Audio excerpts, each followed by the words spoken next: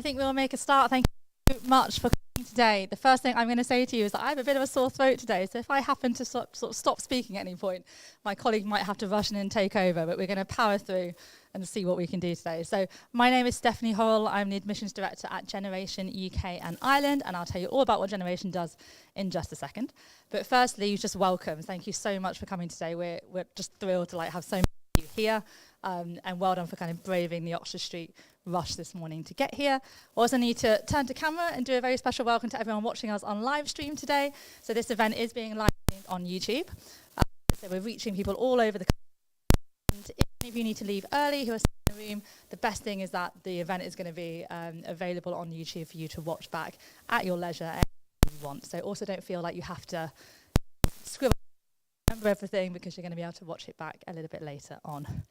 So what are we doing here today? We are here today because we're trying to inspire more women just like you into tech careers and kind of sustainable, meaningful, long-term tech careers. And we're trying to get you really excited and inspired about all the different options available to you and routes in tech today.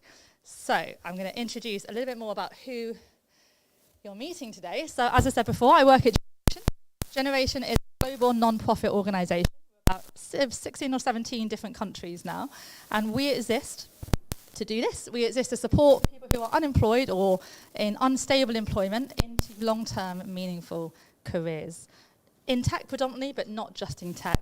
But today, obviously, we're here to talk about tech specifically. So we exist to do this. We do this by running free skills training programs, or we call them boot camps, that are accessible to people who haven't necessarily worked in a particular industry before. We support you through that boot camp, and then we connect you with employers who are hiring people just like you.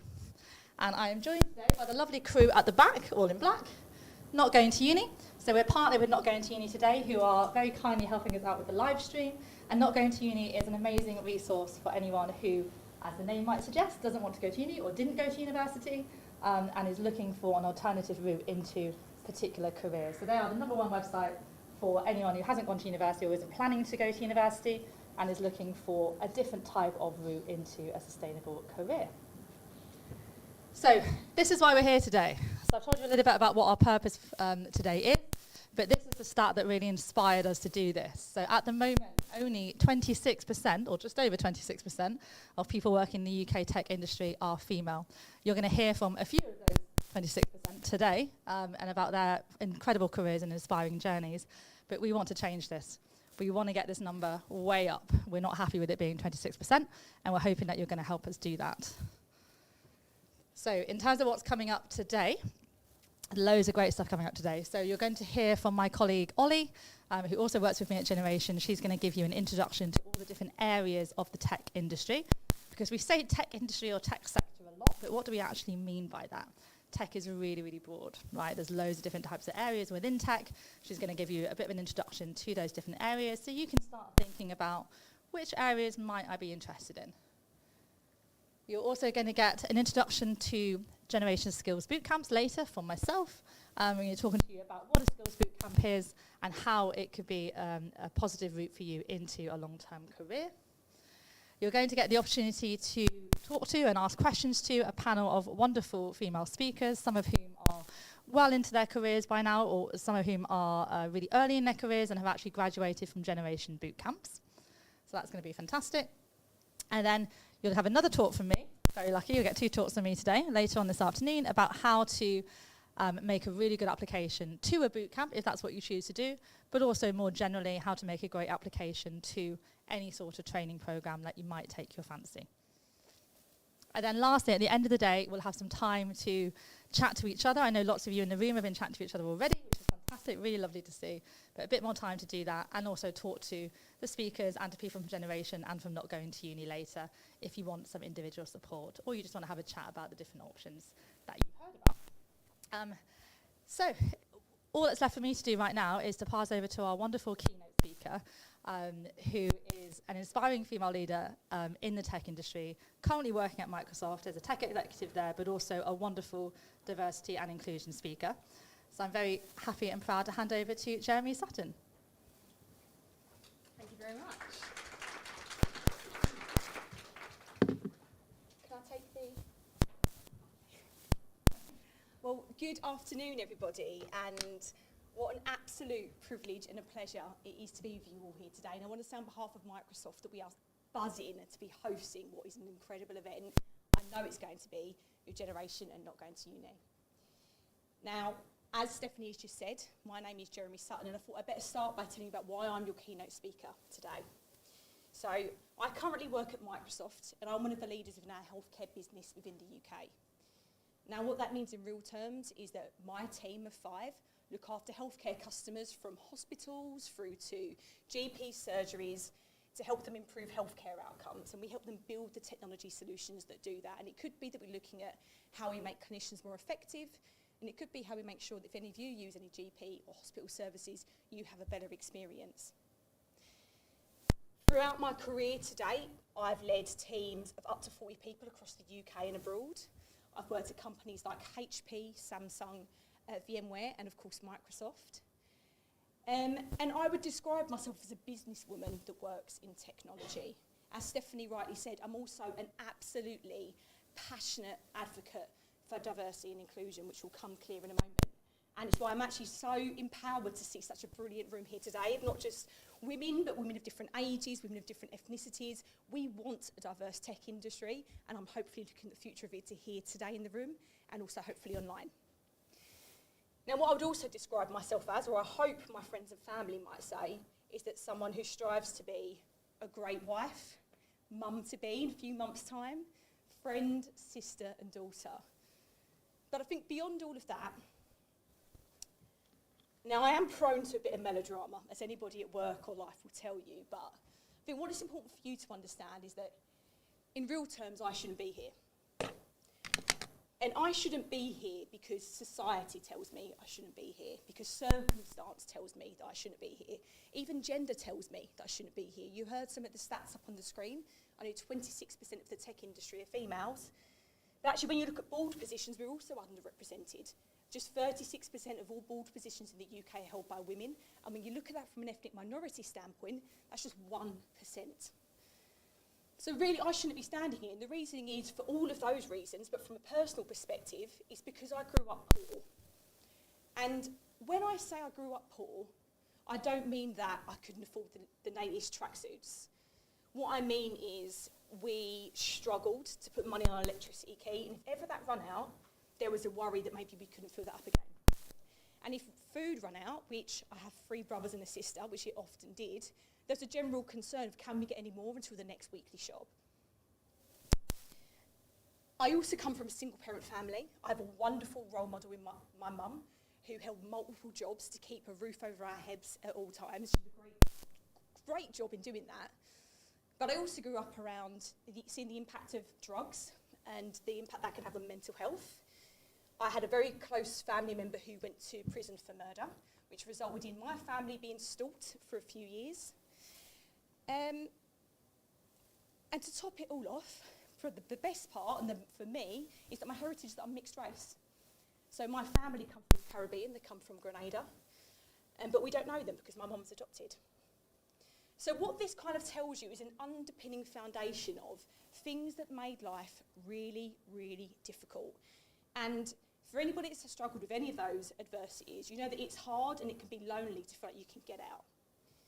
So what I'm really hoping to inspire you about today is how you can go from being a little girl who wonders about how can I do more, how can I be more, who is there that looks like me, that sounds like me, that can help me do that, to the woman that's achieved it, and actually can stand back and offer a hand to help all of you incredible women and people online to do the same.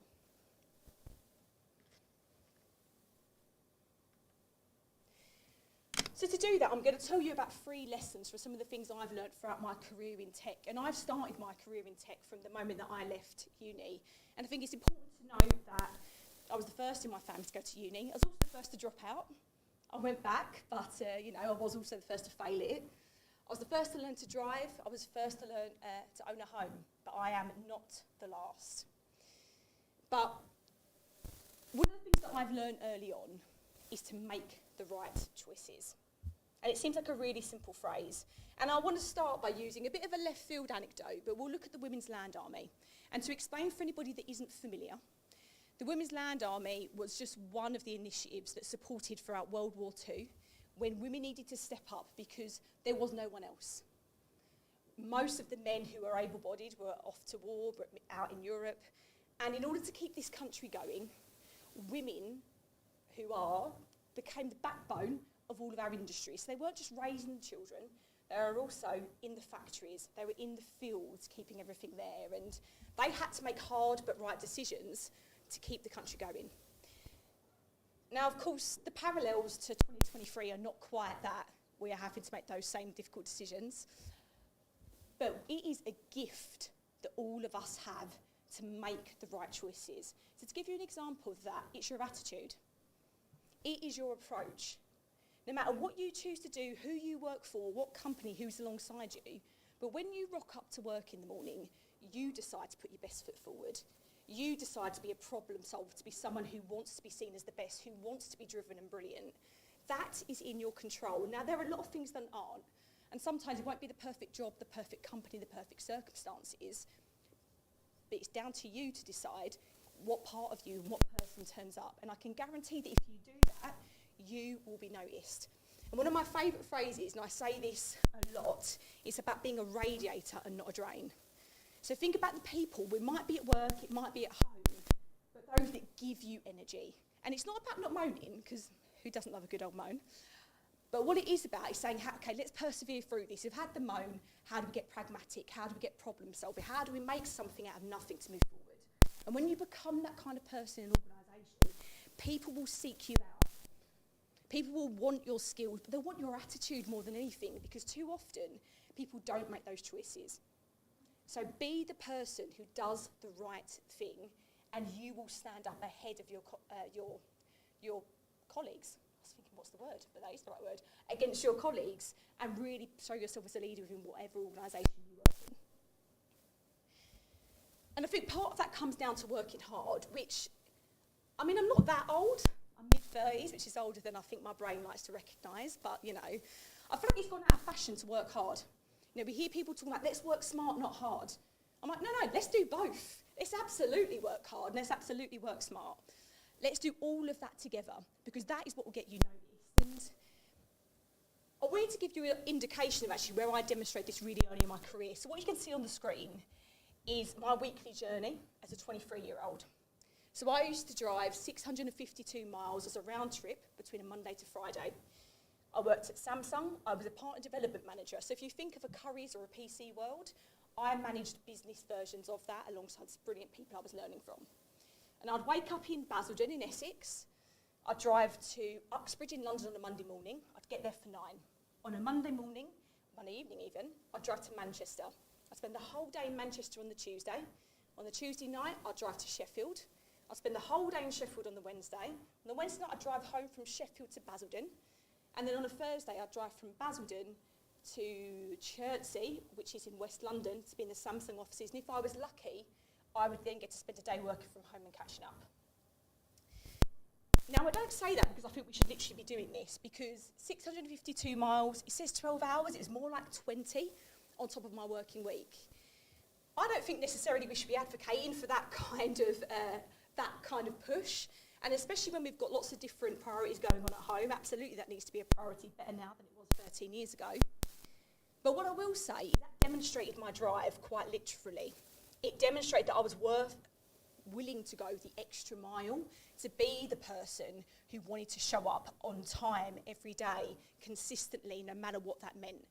And that helped me to get my first promotion. So showing that diligence is really important. And I talk about drive in a literal sense, but I also talk about it in terms of your choices again. Because lots of you that are here today are making good choices in being in this room and online. And we talk about motivation. But motivation wanes because we're normal. We're human beings. Some days you have bucket loads of it, and some of you might have had it today, couldn't be asked, and actually thought I might turn up online instead, or I'm going to make myself come even though things are going on that make this quite a difficult decision. But that drive is what makes you stand out, and a lot of people don't have it. So when you have the drive, when you make the right choices, when you work hard, you set yourselves apart. And I don't look at this from an experience standpoint, from an age standpoint. I can tell very quickly whether an 18-year-old apprentice or a 45-year-old senior leader has got that, and there's a reason why they stand apart from their peers, and that is what will get you promoted. Now, the last part to that is about accepting help. And I can only talk about myself here, but for a long time I felt really proud that I'm a strong, independent woman. I've come through all of these hard things that I've escaped, and that was truly how I felt at the time, and I did it on my own. And I felt really, really proud of that fact. But when I look back with a lot more humility now, because what I really see is all of the people who helped me along the way. And sometimes that help might be literal. So it might be, actually, we're working on a project, I don't know what to do. Jeremy Smith is going to help me through it, fine. But a lot of the times it's not quite as blatant. And if I go back to the promotion piece, I remember about 18 months in, so I'd been doing this all of that time, loads of travelling, learning all of these brilliant things about the industry, about customers, how to sell, how to work in a big organisation. I remember sitting down for dinner with my boss at the time, who is still my sponsor today, despite not working with me. And I remember him talking to me about managing my own accounts. And I was like, no, I'm not ready. No, I'm not ready, I don't feel good. And all he said to me was, yes, you are. And it really stuck with me. And I remember going back to the hotel room that night, and I was like, I really respect this person. Like, I think they're brilliant. And if they're telling me that I can, maybe I can. And it took about 6 weeks. But I remember quite sheepishly almost revisiting the conversation of, do you remember you said a few weeks ago that maybe now's the time? I was like, well, maybe it is. So where I accepted help there was that I accepted his confidence in me. I accepted the self-belief of the fact that I can do more. So I encourage you to, let's not be too proud. Let's absolutely do the drive, make the right choices, but the people that want to help us, especially when you stand out and you're doing the right things, trust me, there are so many people that want to push you on your way, give you that little nudge in the back. And sometimes you'll need it because you won't believe it, but they will, and they'll see something. So take it the literal, take it the metaphorical, all of the help. And most importantly, when you can give it back, absolutely make sure that you do that.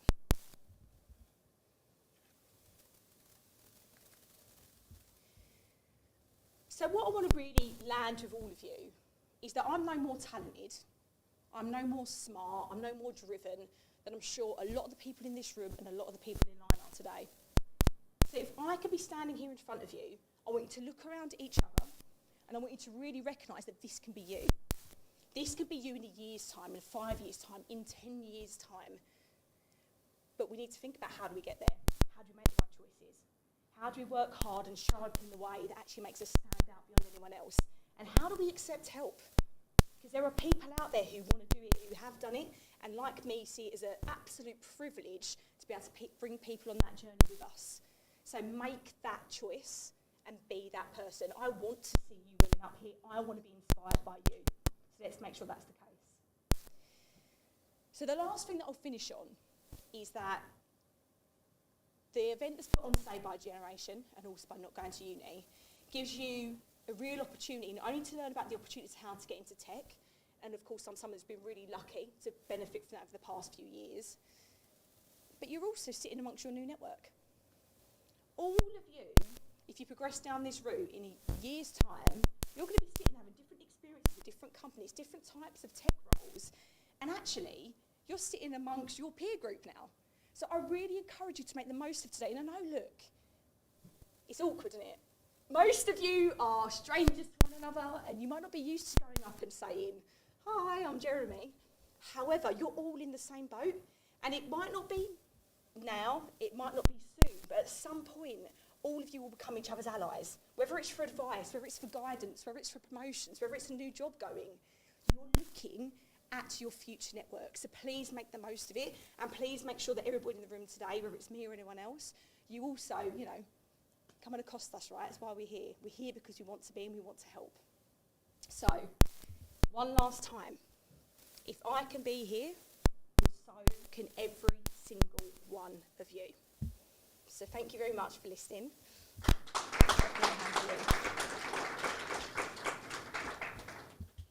Oh, thank you so much, Jeremy. I think if you're anything like me sat in this room, I'm sure much of what Jeremy just said really resonated with you. Particularly love the point around this being potentially your first professional network here sat in this room, or even those of you joining us online. online. We often say that to our bootcamp classes who join together at Generation, say, look around you in this virtual classroom. This is your first professional network. Make your allies here. So next up, I'm really, really happy to introduce my colleague, Olympia Brown, or Ollie. Ollie is our program director for and I'm going to get this name of the organisation wrong, I always do, but it's the London Digital and Tech. No, I didn't get it right. Digital and Skills Job Hub. Something like that. So this is a Mayor of London funded initiative that brings together lots of organisations like Generation who are trying to inspire people into tech and digital careers. And Ollie's going to be talking to you about the different areas of tech that you might be interested in. Hi everyone. I'm Ollie. And so I'm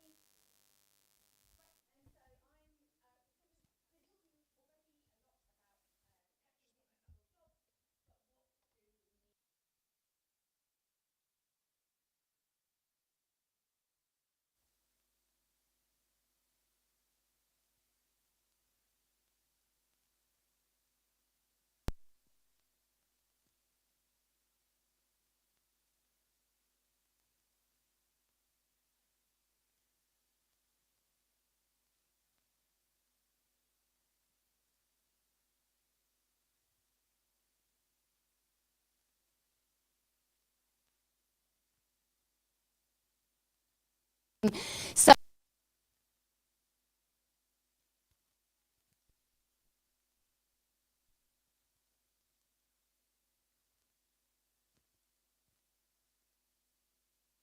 this one that likes helping people.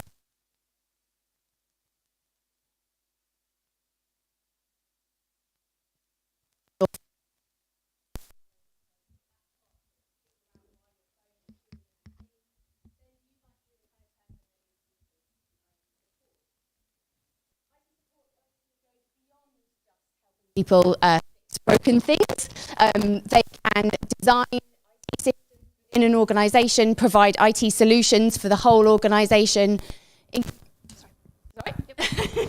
Increasingly, IT support also is one of the lines of defence when it comes to cybersecurity. Obviously, businesses face many different attacks, and the risk of being hacked is growing, and IT support provide a level of support and defence to that business.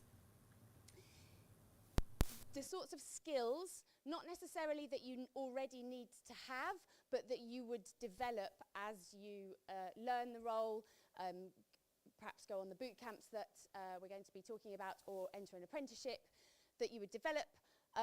Obviously, a knowledge of hardware and software. If you're going to be implementing a technology solution for a business, you need to know what there is out there to put in the business. But also the ability to find answers, the ability to think around a problem and not just get stuck at the first hurdle. You'd be amazed. I don't know if you've ever watched any IT support people work, but their best friend is Google. And they spend a lot of time looking up the answers on things like Stack Exchange. And as I mentioned, good customer service are also incredibly helpful because you are dealing with people every day. The sort of salaries that you could expect from that role, a starting salary of around £24,000 in London, rising to £55,000 to £60,000 in a few years experience. And again, that would help when you're in those roles, that's when you're providing that level of technology infrastructure. I'm not going to do an activity for that one because I figure that's probably the most familiar of all of the roles I'm going to be talking about. So next, on to digital marketing. Here we meet... Oh, sorry, I pressed that the wrong way. Technology, eh? So digital marketing is the name that we give to this part of the marketing mix that uses social media. So you're using digital tools to deliver your marketing messages.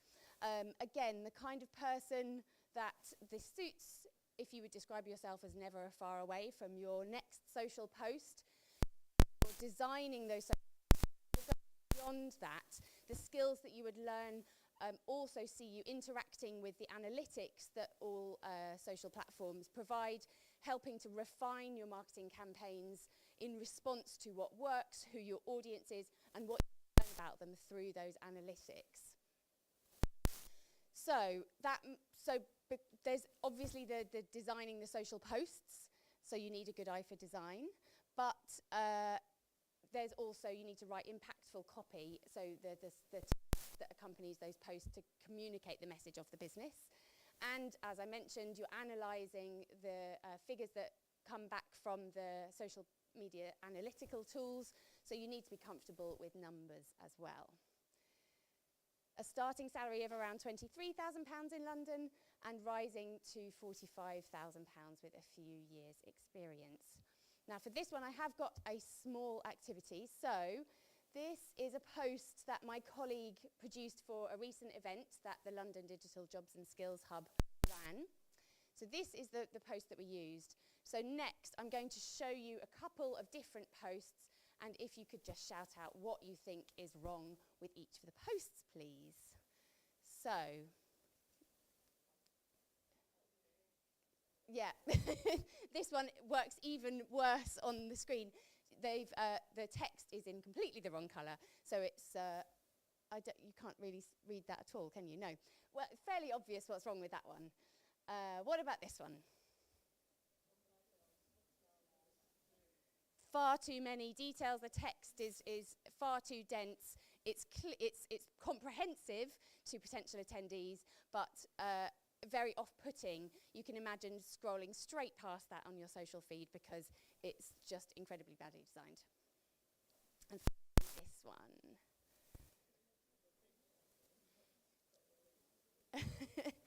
The picture doesn't correlate with the theme of the event at all. Yes, exactly. So just a very brief little taste of sorts of questions that you would be asking yourself if you were working as a digital marketer. On to software and games development.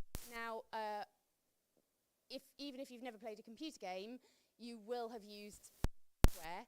And I think one of the misconceptions about roles in technology is that they are very, they lack creativity, but software and games development absolutely proves that wrong. You are designing things from scratch, you are creating in response to a brief, just as you would in more traditionally viewed creative roles.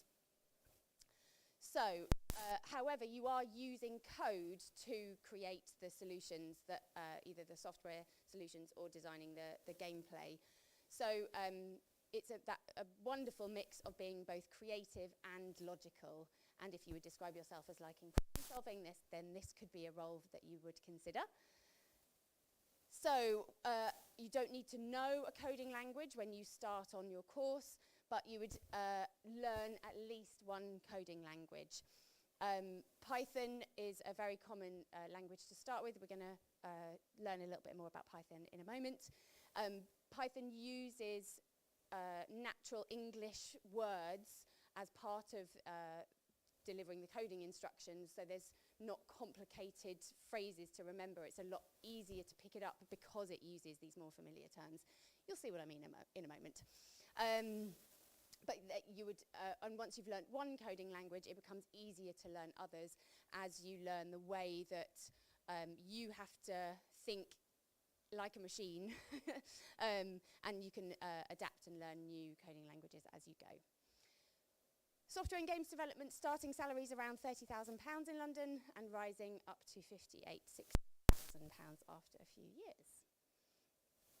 Cloud computing is a role that I think is little understood, despite the fact that we all use cloud services increasingly through both our social lives, our leisure activities, and that's reflected in the increasing use of cloud services by businesses. So, with computing, use services like Netflix or Spotify as part of your leisure activities. I think we all have an understanding the content that we want is stored not on our local device, but in the ether, in the mythical cloud. But businesses are increasingly using cloud services to store their data, to connect colleagues with each other, and to deliver the services to their customers. So a cloud computing specialist will deliver, design and maintain and deliver those cloud services to a business. So again, thinking about the kind of person that would appeal to, or if you are always someone that likes to keep up with the latest software or hardware developments, if you always have to have the latest phone, this could be a good role for you. But crucially, again, I think there's a misconception that tech roles are very solitary. The sort of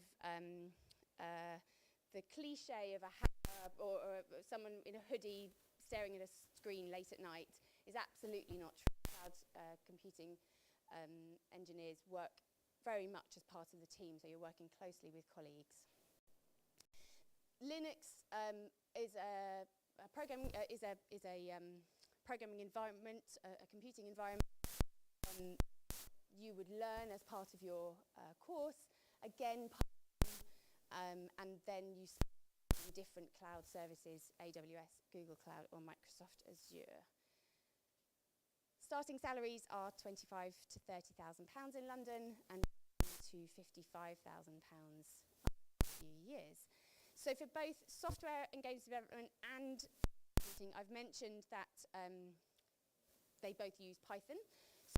So, we are going to try a very quick coding activity. So if you wouldn't mind getting out your mobile phones, you can sign up to the Microsoft Pathway if you would prefer, but if you could also visit this website, .careers/emocode.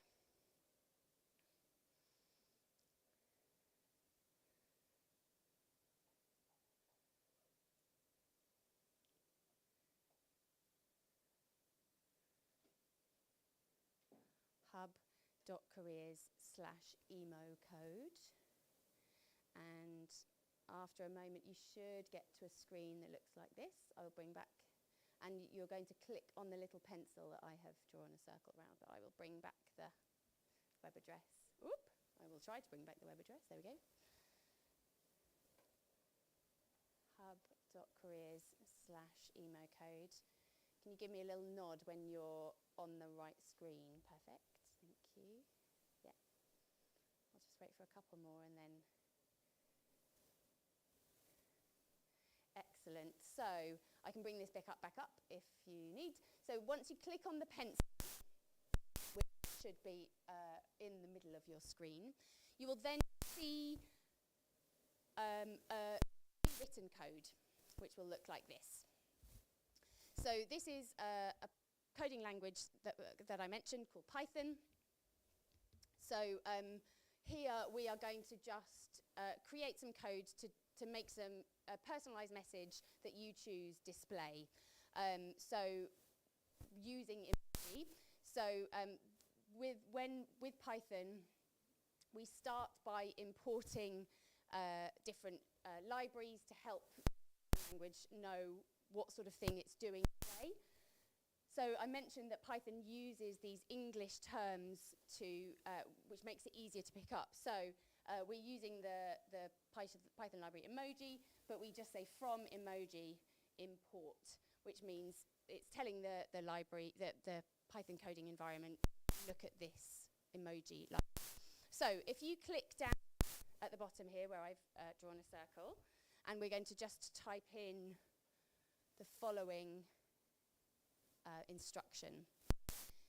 Now, if you haven't ever done any coding before, the thing to remember is that computers are really, really smart. If it is expecting a single quotation mark and you put in double quotation marks, it's not going to work. If it's expecting a comma and you put in a space, it's not going to work. So you could type in this phrase exactly as you see it, with the spaces in the right place. And then once you have done that, there's a small arrow up at the top, which is like a play button. and then you should get a result back on your screen.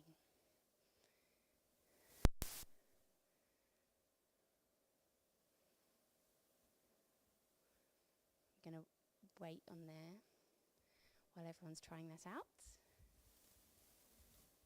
If you're having any problems, next to you, the helps you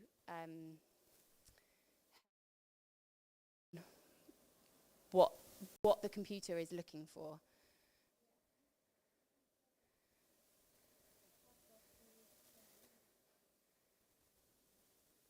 Hi. Have you got the play button up at the top?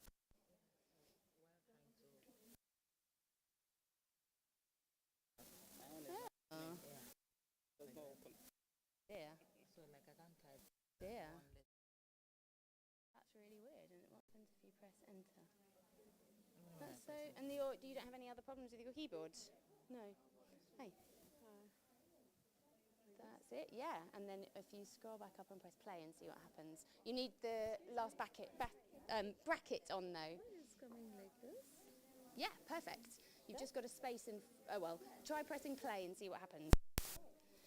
Yes, once you have finished doing your coding, let me remind myself, if you, up here, once you've typed in print hello world, if you press the play button up here, you then should have a message displaying on the screen. Hello world is a sort of classic it's often what people write as they're testing their first line of code. So, yeah. And you should have little emojis coming up. You can also then, I'm going to bring this back up. So, you should know that we've used the world, where we have written world, you can then go back and use any of these terms and change the emoji. You can also change the text that displays, so have a go personalizing your message.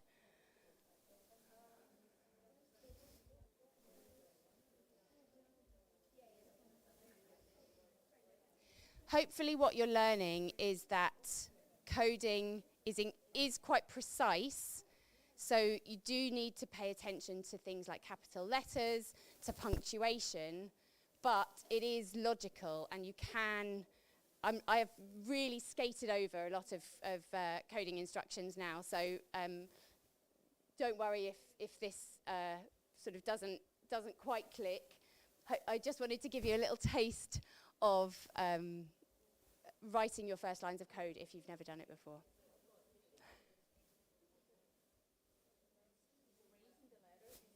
Yeah, that's happened to another lady over here. I don't know why that is.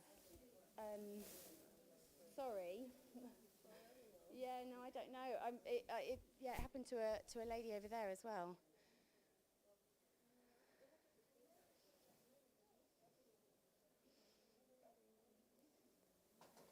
I'm going to leave it up for a couple more minutes, and we've just got just play around make your own message. So I've highlighted the world gives us these 3 world emojis, but you can replace it with any of the words here to get different emoji. And you can also change the text hello. You could say my coding is fire. You could say I prefer books. You could say, is that the time? However, whatever sort of message you want is just a chance for you to get creative. Anybody want to shout out what message they are displaying as they edit it? Heart's nice, excellent. Are you saying heart, or are you saying I love something, or nice?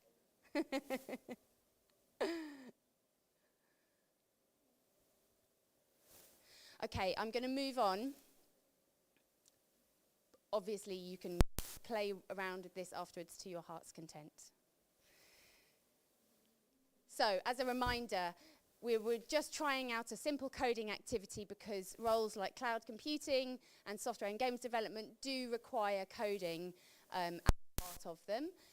The next roles that I'm going to talk about don't often require coding, but they do involve a comfort and a familiarity with numbers. So the roles of data analyst and data engineer are roles where you're helping the business to make better decisions about the future of the direction of the business by analysing the data that the business collects about their customers. That could be from websites, that could be data, customer data, personal data, that could be observing behaviours and then recording those. A data analyst will prepare those insights and share with colleagues, whereas a data engineer is formatting the data, they work closely with the data analyst to prepare that data so that it can be analysed and understood to help make those business decisions. So, this is my way of helping you understand if this is the right role for you. If you've ever made a spreadsheet to figure out what type of car insurance is the best for you, you might want to consider a role as a data analyst or data engineer because you are already thinking in the way that they can do. The kind of person it suits and the skills that you either will already have or would develop on the course, comfort using numbers, familiarity with Excel, though you don't need to have any advanced skills before you start the course. But for data engineering, again, you would be using Python, as we just were, to create our emoji messages. You would learn that on the course that you would be taking. And the starting salary for data analysts is around 26,000, data engineers around 30,000, to 50,000 for data analysts and 90,000 for data engineers. So because this is a less familiar role, I just wanted to give us another quick activity on your phones. So this time you could go to the website hub.careers/census. We're going to be doing a very quick data analysis activity. This accesses the 2021 census data from the UK. I will be coming back to that web address. So if if you scroll down slightly, you can type in a postcode. So if you type in a postcode, it could be around your home. I'd recommend choosing an area that you know well, because you get some quite interesting data, and it's quite interesting. This is an area near my house. So I'll just go back to the web address. So yeah, type in when you get to this, type in a postcode that's familiar to you, and then bring up the map, similar to the one that I just showed.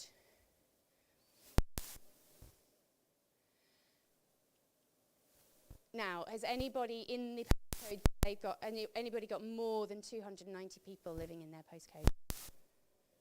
What have you got? 390, nice. Any advance of 390? 490, any advance of... Anyone else got an advance on 480? 480 is our winner. Who's got the least number of people in their postcode?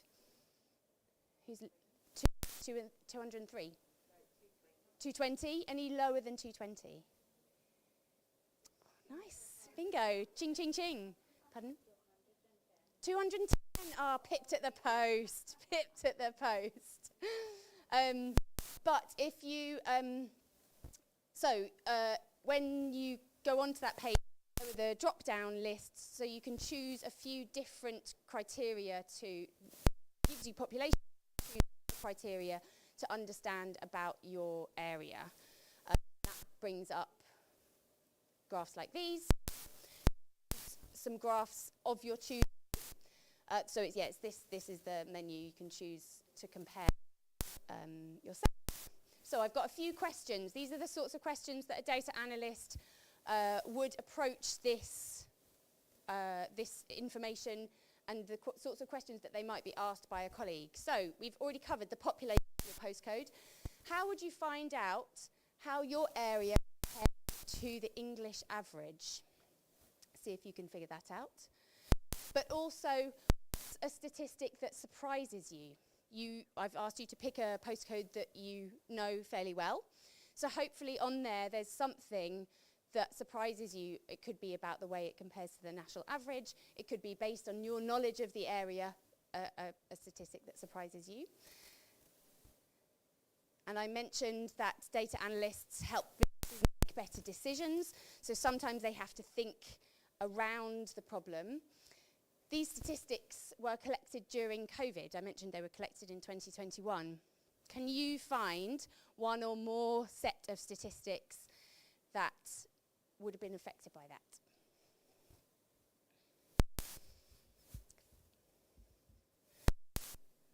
Anyone figured out how you find out how your area compares to the English average? So is that the statistic that surprises you? And how do you, so the graph you get up, I'll bring it up.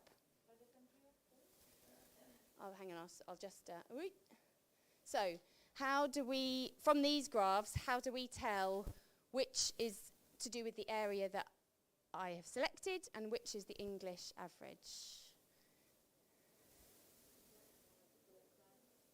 The black line is England, exactly, yeah. So I've selected an area near me in Tottenham where very much fewer people are born in the UK. Only 37% are born in the UK, whereas 82% is the English average. So you can use that to get a sense of how your area, the area that you've picked, compares to England as a whole. Anybody got any, doing that analysis then, does anybody have any statistics that surprise them, that jump out at them as being noteworthy about their area?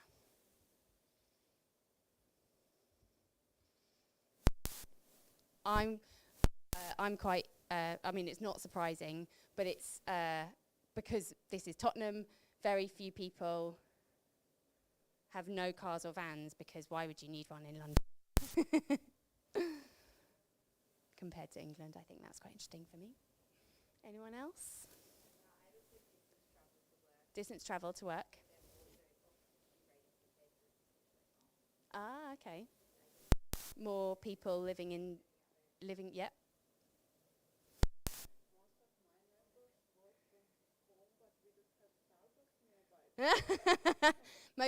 Just to repeat that, she said most of her neighbours work from home, but there's no Starbucks nearby. How are they caffeinating themselves?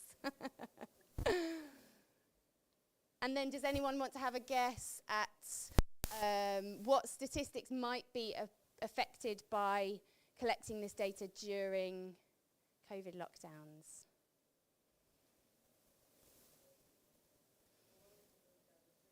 A lot of people did move out the city, yep. Household deprivation, yep, absolutely. The number of people in work was massively affected. And we've also mentioned one, which is the number of people distance travel to work. A lot of people working from home, so that statistic would have been affected by the lockdowns because they weren't travelling to work as much. This has given you just a tiny little taste of some of the different roles in technology, many of which you can access through the boot camps that we're going to be hearing about. Steph, am I handing back to you? I don't think I have any more. You have time for a little break? Yes? Great. Feel free to carry on playing around with the census data, with that emoji coding activity as well, to get a little taste for it. But thank you so much for participating, for playing my little game as well. I really appreciate it. And I hope that you have, we've got a 10-minute break now, so we will see you back here then. Thanks.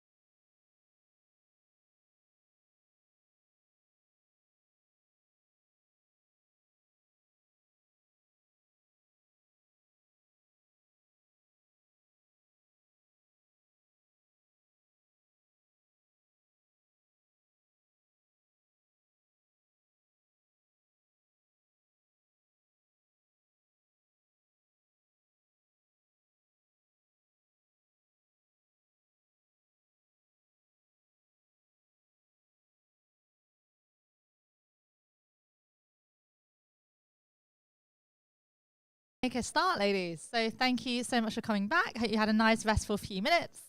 Next up, we're going to be talking about generation and what we can offer and what exactly a skills bootcamp is. So as I said before, I'm from a non-profit organisation called Generation. We are a global organisation. We're in about 17 countries now, and you can see the kind of countries that we're in. Anything in green is a new country to us this year. I and my colleagues here work for the UK and Ireland branch, and within the UK and Ireland we have bases in 6 different regions around those countries. We started in 2015, so we're still relatively new. We started in the US, and we started in the UK and Ireland in about 2019. And since then in the UK and Ireland we've trained over 1,200 people into amazing life-changing opportunities and jobs. So as I said before, what we do is we offer free skills bootcamps that lead to employment. So we are a little bit different from lots of other training providers in that sense, that we're not just offering training, although that is incredibly important. We then also connect you with employers who are working with us and want to diversify the people coming into their organisation, want to do good by the communities that they work in and they serve, and want to partner with us because they know we can help them get some really well-trained, talented people from a diverse range of backgrounds into their organisation. So that's why they work with us. So globally then, 288 cities in 17 countries, which is pretty impressive. 72,000 people worldwide have now completed a generation programme. That varies by country. As I said, in the UK, we've trained about 1,200 of those because we're still pretty new, we're pretty young in the UK. Around the world, we work with about 5,000 or so different employers, and these range from big kind of household names that you would know, down to sort of your local businesses, small and medium-sized enterprises who recognise the value in what we do at Generation and want to kind of bring on some Generation graduates. When I say the word graduates, I'm talking about Generation graduates, so people who have done a boot camp with Generation, not necessarily people who have been to university. And then this is the stat that I really love. So of the people we trained last year in 2022, 75% of them have gone from unemployed or in very unstable employment to being in fantastic long-term sustainable careers, and that number will grow. So we have some programs that only finished right at the end of last year, and we're still working on getting them into employment. So that number is definitely going to grow.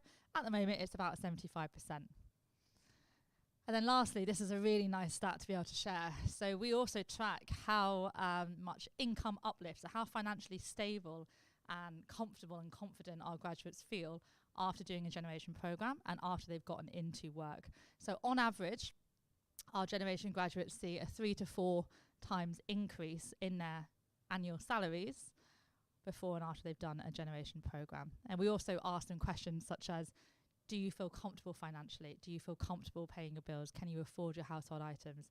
And we track that metric as well. So it's really cool to kind of see these kind of stats that I can share with you. So it is genuinely quite life-changing, and I think that's why we all love working at Generation. It's why our graduates love what we do at Generation, and you'll get to hear from a couple of our graduates a little bit later on today. So we do a range of different skills programs. Pardon me, 1 second. I did have a Strepsil before I did this, but we might struggle still slightly. So we do a range of different boot camps, predominantly tech boot camps. We do a couple that are not tech. We do one in healthcare and one in green jobs, like a green energy kind of program. But today, of course, you're here to talk about tech and you're interested predominantly in tech. So these are the existing tech programs that we have. These run across the different regions that we're based out of in the UK and Ireland. So that is London, that is Greater Manchester, Yorkshire, Birmingham in the West Midlands, Dublin and some of the rest of Ireland, and then Edinburgh and Glasgow in Scotland. So they're our bases, and they're where we draw learners from. So if you're based in one of those regions and you're interested in one of these programs, it's very likely that at least one of these programs is going to be running in your region this year. They run multiple times a year. So if you happen to miss the deadline for one, or you're not successful in one, you typically do have another opportunity later in the year to apply for another boot camp. So hopefully, looking at some of these names now, and after Ollie's talk, you have a slightly better idea of what some of these words mean, because some of these words might be a little bit less familiar to you if you're not kind of immersed in tech every day. So we have 2 different types of cloud programs, so Google Cloud and Amazon Cloud. AWS here stands for Amazon Web Services. And then we have an IT support program, although it's got a slight twist to it, because it's IT support with cybersecurity, Ollie was talking a lot there about the risk of hacking and the growing importance of cybersecurity. So we've added that into our IT support program. Then we have two others here that are more to do with data. So data engineering, which is a lot about kind of software and building stuff. And then data analyst, which you were doing a bit of work on with Ollie, looking at the census data a little bit earlier today. So who do we work with? Where do our graduates work? It'd be impossible to fit all of the different employers that we work with onto one slide. That would be a very unattractive slide. But these are some of the names that we work with and who have actually hired people from Generation, who've done Generation programs. So as I mentioned earlier, there should be some names on there that are familiar to you. They're pretty household names, some big ones such as, I mean, I'm very familiar with Just Eat, put it that way. That's definitely a household name in my household. But also places like Sainsbury's and Depop and BP, River Island. And then some that you might be slightly less familiar with. But I think the reason I picked these ones to showcase is that there's a whole variety. So I think one of the lessons that I learned, I think, working at Generation and working with our graduates is that just because you've done a tech program and you're a tech specialist doesn't actually mean you end up working in a tech organization such as Microsoft or Google. That is one option, and it's a fantastic, incredible option. But there's lots of companies here that are not, they wouldn't necessarily characterize themselves as tech organizations, but do have lots of vacancies and lots of need for people with tech skills or data skills or digital skills. So if the idea of working in a tech organization doesn't appeal to you, you can still become a tech specialist in a wide range of different sectors as well. And then, as I said, there's another couple of hundred that across the UK and Ireland that I wasn't able to fit onto the screen. But they are there, rest assured. So what does a bootcamp experience actually feel like? So it's a bit unique, it's a bit different. It's not sort of log on for a couple of hours a day and kind of play around with a bit of data and then log off. They are quite intensive, and we're quite unapologetic about the fact that they are intensive. They are designed to make you feel a bit like you're in employment already. Because we're not just teaching you the technical skills that you need to do the jobs that you're going on to. We're also teaching you what it's like to be in a workplace and what it's like to be in a particular sector or the sector that you applied for. So they're quite long, 9 a.m. to 5 p.m. most days, so they are quite intensive. And as I said, we make no apology for that. They last between 5 and 12 weeks, depending on which program you are enrolled on. Typically, the tech programs tend to be the longer ones, just simply because there's more content to cover, there's more stuff to train you up on. Healthcare and IT support are typically the shorter ones. But some of our data programs, they're typically the 10 to 12 week programs. Everything is remote, everything is done online. So you can be sitting in your own home or sitting in a library or a cafe or whatever it might be, learning and doing your bootcamp remotely. Should you need laptop and Wi-Fi, we can provide that. What we're trying to make sure is that there is as few barriers as possible for you succeeding on a program like ours. So if you do need laptop, if you do need Wi-Fi, if you need an appropriate place to work because maybe home is not that quiet or you just don't have a study space at home, a lot of us don't in London particularly, you can let us know and we will typically be able to organise a working space for you somewhere in your region. It's very much built from real life scenarios. So we're trying to immerse you in the kind of roles and the language you'll be using and the way you'll be working in the sector from day one. So it's very interactive because of that. So although you are sat at home, it is not isolating. So we have a policy of cameras on.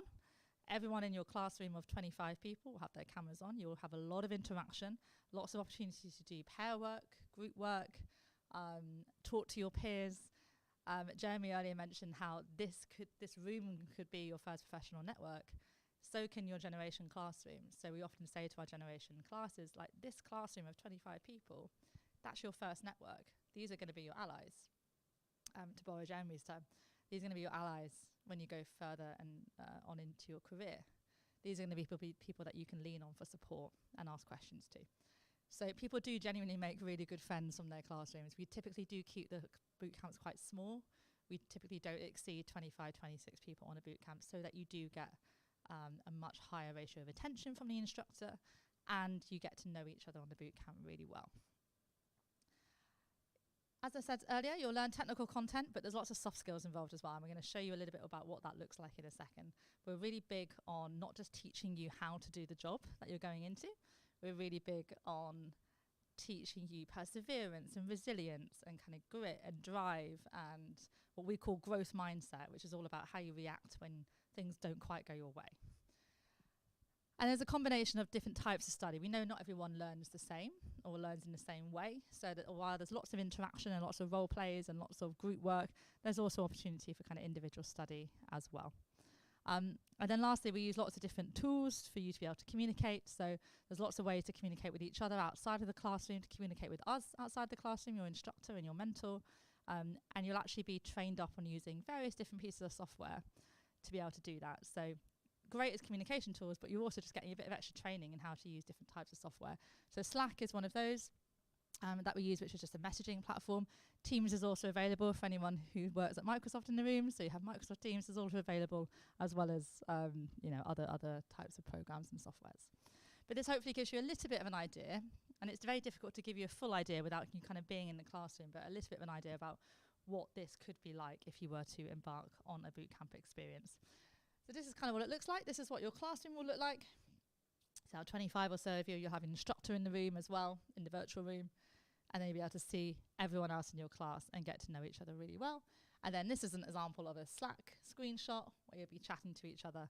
And you don't just have to chat about the work. There's lots of different channels down here with lots of different themes to them. So we have like a random chat channel, or like channels for different interests where you can just chat about your interests with other people in your class and in other classes as well. And you can just chat to generation staff about whatever it is that's on your mind too. So what are you going to learn on a bootcamp? So we've split this into 3 areas. So technical skills will vary depending on which program you have picked. So technical skills are the building blocks that you need in order to be able to do the job that you are hoping to get after you do your bootcamp. So if you're doing data analytics, then that could involve learning how to use Power BI, which is a data analysis, data visualization tool. If it's IT and support and cybersecurity, there could be a customer service module in there. So the technical skills part will vary depending on the program, but that's the kind of building block of the bootcamp. So the very basic bit is we're going to teach you how to do the job that you're going to go on to. Other than that, though, we then talk about our generation mindset. So I mentioned growth mindset earlier, and I think I mentioned persistence as well, or perseverance. So these are the things that we think you're going to need to be a sort of a modern day standout, fantastic colleague in the workplace. So Jeremy touched on these a little bit earlier in her keynote speech about how it's all about how you kind of pick yourself up again, or how much drive you have and how that can make you stand out from other people that you're working with or potentially competing against as well. So we're going to be really big on things like growth mindset and teaching you persistence and resilience, as well as personal responsibility and future orientation as well. And then lastly then is behavioural skills. So these I suppose are what you might hear called soft skills. Although in my mind there's nothing really that soft about them, they are crucial. Nobody wants to work with someone in the workplace who only has technical skills, who is like good at the job, but just a bit of a, how can I put this nicely, an idiot to be around, let's say that. And not a very nice person to be around. So we're also going to teach you these soft skills that are going to make you just an all-round outstanding colleague in the workplace. So communication, incredibly underrated as a skill. So there's going to be a lot of focus on that. Teamwork as well. And things like stress management, because we're not going to be on the boot camp and pretend to you that work is always fun or you always wake up with bags of motivation, as Jeremy said. It's not always going to be like that. So being able to have that growth mindset, have that persistence, as well as know how to deal with it and cope and have some tools to use when things do get a bit stressful is really important. So what we're trying to produce are really well-rounded people. We're not trying to produce robots who are really good at the job but not anything else. We want you to be really well-rounded people when you leave Generation and go into the workplace. And to do that, we give you lots and lots of support. So I mentioned the term instructor already. So you will get an expert instructor in your field who will be in the classroom with you and they will be leading the class. But each classroom also has a dedicated mentor that you will meet one-to-one on a regular basis during your program. And the reason we do that, very simply, is that we know that life happens. Sometimes stuff happens in life and you might wake up one day and you think, something really stressful has happened in my life. I'm really not in the mood to do Generation today, or I need a bit more support this week to be able to actually apply that persistence and growth mindset that we've been talking about. So that's what your mentor's there for. Your mentor is there for anything that is not the technical skills bit, the academic bit. They're there to support you pastorally through the program. So there's 3 or we would split this into 3 different types of support. So pre-program, on-program, and post-program. So pre-program, you will have a chat with your mentor, a discussion with your mentor, and set some goals for yourself.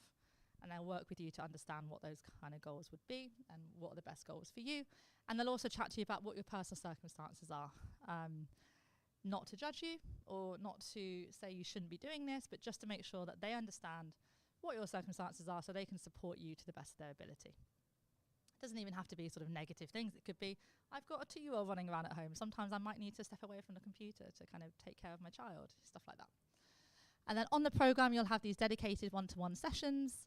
They'll be holding you accountable to your goals, so they'll be supporting you to meet those goals. So we don't just set the goals at the start and then forget about them. They're going to be kind of keeping you honest, keeping you accountable for those goals during the program. And they'll start, sort of halfway through the program, they'll start talking to you about employment readiness. So the last few weeks of the program, in addition to the technical skills and the soft skills, you'll also then meet our partnerships team, who are the ones who work with employers to get you a job at the end. And they will start talking to you about things like CVs and cover letters and mock interviews, and you'll start being trained up on that as well. So really, really well-rounded picture, and your mentor will support that process. And then your post-program team, your mentor then will start supporting you when you start going for interviews. So we give you support for 6 months after the Generation program finishes. So we don't want to just sort of train you, wave you off into the sunset and go, right, off you go, bye-bye, not our problem anymore. That's not how we like to work. So you get support for up to 6 months after the program. And that includes support when you're going for interviews, support when you're making applications. We're sort of there, sort of like holding your hand every step of the way, if you like. And then just a little bit more then on how you'll be supported. So these are some of the common questions that we get from potential applicants. So things like, what if I get ill? So we have a buddy system to help you. So we'll pair you up with someone else on course. So if you need to catch up, you can do that. Materials are always online. This is why we use lots of pieces of software. So if you do have to miss anything, obviously we prefer you not to, but life happens, people get ill. You can access the material. What financial support is available? So as a non-profit organisation, unfortunately, as much as we would love to, we can't pay you to do the programme. We can't kind of financially fund you through it. However, if you are someone who does receive any sort of benefit, government benefits like universal credit, you are able to continue receiving that through the programme. We have that in place with the Job Centre system that allows you to do that. We don't want anyone to be any more unduly burdened financially by doing our programme, and you are able to keep receiving those benefits throughout the programme. And as mentioned before, we can provide laptops and Wi-Fi and a place to work should you need it. And then what happens if you don't get a place in the programme? So some of our programmes are quite popular. They are a little bit oversubscribed, and we do our best to make really robust and fair decisions about who gets a place on the programme. And I can talk to you individually a little bit later if you have any particular questions about how we do that. But we always give you further opportunities. So either with Generation, or we have a whole network of different providers who do different sorts of things in the same kind of training space as we are in. And we will signpost you to different opportunities that you might be interested in. We won't just say no and then wave you off. It'll be not at this time or not right now, and here's some other opportunities that you might be interested in too. Okay. And then lastly then, eligibility and next steps. So, pardon me 1 second. Okay. As a not-for-profit organisation, we work with funders to be able to provide the programmes that we put on, and that comes with some eligibility criteria. So it varies slightly by course, so please always check the website before you apply, but these are the basic criteria for all courses. So you do need to be aged over 18. You do need to be not in education, employment or training. So this is a really crucial one. We are funded to work with unemployed people or people on 0-hour contracts. If you are currently studying at university or college, you wouldn't be eligible at this time. That's not to say you won't be after you finish studying, but not while you're studying. You must have the right to work in the UK. So this is really, really crucial because we're not just a training provider. We're not for people who just want to come and do a training course. You need to be in a position and have the desire to then step into a job afterwards. Sometimes it might take us a couple of, Sometimes it might take us a couple of months to get you a job. Sometimes it might take us a week. So you need to be ready to kind of step into that role or step into that organisation quickly after the programme. So as long as you have the right to work in the UK, you're good to go. That could be on a visa. You don't have to be a natural born citizen of the UK. We'll assess that on a case-by-case basis. You do need to be available for the duration of the program. So if you happen to have a magical 3-week-long holiday booked in Italy, sort of midway through the program, how lovely does that sound right now? That is going to be a hindrance to you doing the full program, particularly if the program is only 9 or 10 weeks long. So do have a think about your availability when you look at the dates of the programs on the website. And as I mentioned before, ready to step into a job, potentially quite quickly after the program. And then lastly here, this is not so much an eligibility criteria, but just something I want to call out and want to shout out is that we're not looking for any previous qualifications or experience. We're not necessarily looking for people with university degrees or people who have worked in the industry a long time. In essence, we're looking for the opposite of that. We're looking to get people into these industries who haven't got any experience. That's not to say if you're a university graduate you can't do one of our courses, you absolutely can. But we're also trying to make sure that we're reaching out to people who haven't had the same opportunities as someone who maybe has been able to go to university or has had lots of professional work experience in their past. So please don't be put off if you don't have qualification or experience. You might be exactly the type of person we're looking for. As long as you have the motivation and the enthusiasm and the commitment for the program and the drive, as you heard about earlier, you could potentially be a perfect fit for the program. And as I said, just one more reminder, there are a couple of course-specific requirements as well, just based on who funds us around the UK. So do always check the website first. So I think that then brings me to, the last bit here. So next steps today, if you're in the room or if you're online joining us, if you're in the room, come and find us at the end of the day. Please come and speak to one of us about what you might be interested in and how you can find out more. If you're online, have a look on our website. Please get in touch with us using the live stream or by email or via our social media channels. And we'll be more than happy to help you. All of the programs that are currently open for applications are listed on our website, so you can have a look at that as well. And we also have a really handy eligibility checker tool on the website. So you can put in your personal details and it will only show you the courses and the regions that you would be eligible for. So you don't have to do the legwork. Some clever tech person who maybe has done a tech bootcamp has then built this tool for us, so you don't have to do that work. So you can put in your details and we'll tell you what you'll be eligible for. Okay? But thank you for listening, and I hope that has at least piqued your interest in bootcamps as a potential route. It's not the only route. We're not here to say you must come and do a bootcamp. There are lots and lots of other different routes. And Ollie would be a great person to speak to if you are interested in getting to tech, but maybe the bootcamp option isn't quite for you because she's an expert in all the other different routes into tech that you could take. Okay, so thank you for listening. We're going to do a quick changeover now, so you've got a minute or two just to stretch your legs. And then when we come back, we're going to be introducing you to our wonderful panel, and you'll be able to ask them some questions. Okay, thank you very much.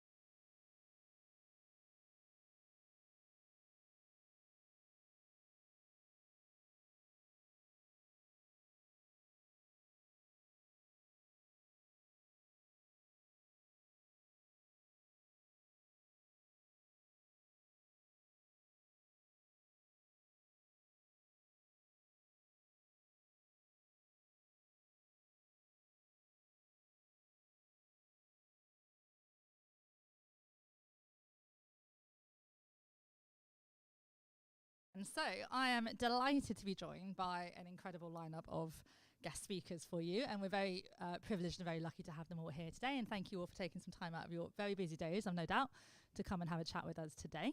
So you'll see who we've got on the screen, but I'll also ask them all to briefly introduce themselves before we sort of kick off. We've got a couple of introductory questions for them, but then we're going to open it up to you all. So it's really important that you all get an opportunity to ask our panel the questions that are important to you and the ones that are burning in your mind. And then we'll also open it up to the people on the live stream online.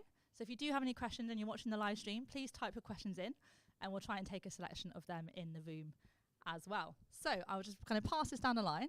And if I can ask you all briefly to introduce yourselves. It might be super brief for you because I think everyone knows you now, but if you want to do a recap.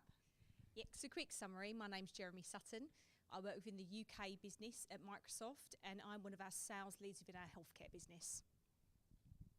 All right, yeah, so hi, I'm Holly. I am one of the Microsoft software engineers based out of London. I work on Microsoft Search Assistance and Intelligence, so products like File Explorer, the Start menu, the Edge New Tab page, all sorts of those things. You might have run across at least one of those at some point.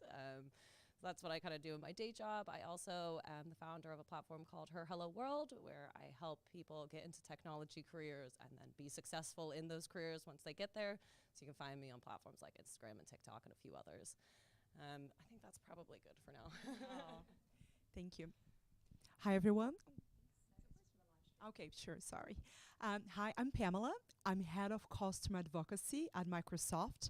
So my team and I, we work with customers across all industries and segments to tell the story, how they use technology to innovate, transform their business, and empower people.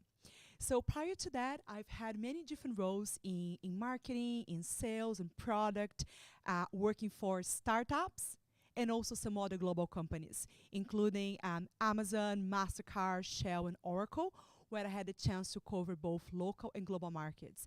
I'm also a qualified coach, and for the last decade, I've been involved in a number of programs to empower people, particularly women. And I'm very grateful to be here today and look forward to the discussions. I'm Jo. I'm a data engineer at Currency Cloud, which is a company owned by Visa. We have a very small data team, so everything is very hands-on where I work. It's tough but fun at sometimes. Hi everyone, my name is Adebukola Sadolua. I'm a General Advanced Support Engineer at Oracle. I'm a generation graduate, and what we do in my team is we support businesses to choose the best Oracle solutions for innovations in their businesses, and it's nice to be here. So I wonder if you could all briefly, you did touch on, but briefly describe your journey into tech, maybe starting with what first sparked your interest. So you've all come from quite varied backgrounds and varied routes. What first was the kind of light bulb that went, yes, I quite like the sound of going into tech? Okay, since I have the mic. All right then.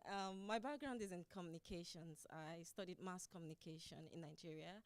And working in the communication field, I was able to work as a social media manager. And working as a social media manager, I worked directly with people involved in like the website designing, graphic designing, and that was where my interest came for tech first. I was like really interested in getting to know how is this website done? How do you do this? So that was the first time I had interest in tech. And then coming to the UK, I started working as a support worker, and I wasn't finding fulfillment in doing that. And I thought to myself, I wanted to do tech before when I was in Nigeria. Why not go ahead with this interest you had? And I started doing my research. I Googled, I watched YouTube videos, how to get into tech without a tech background. I came across Scrum Masters, Project Manager, and also cloud computing. And the one that piqued my interest the most was cloud computing. So I looked for ways to get into cloud computing, and then I came across Generations Bootcamp, and I applied, I got in, and yeah, I ended up as a support engineer at Oracle. So I used to work in marketing, and then, so I'm originally from Germany, and I moved to the UK to work in marketing, and then the pandemic hit, and I lost my job because nobody really needs marketing, sorry. If Should I go? I'm just being a pleasure. in the pandemic. for a small business in the pandemic. So I was looking for like another job, but like the applications was crazy. It was like 500 people for one role, and I was like, okay, it's really tough. What else could I do? And then I came across the Generation Bootcamp, and was like, okay, I can try it and see how it goes. Never had anything to do with tech at all. So I tried it out, and it was tough at the beginning, but it was really worth it. Like, I'm so much more fulfilled in my job now, and it's like a challenge every day, and like the people you meet is really, really great. So yeah, that's kind of my journey.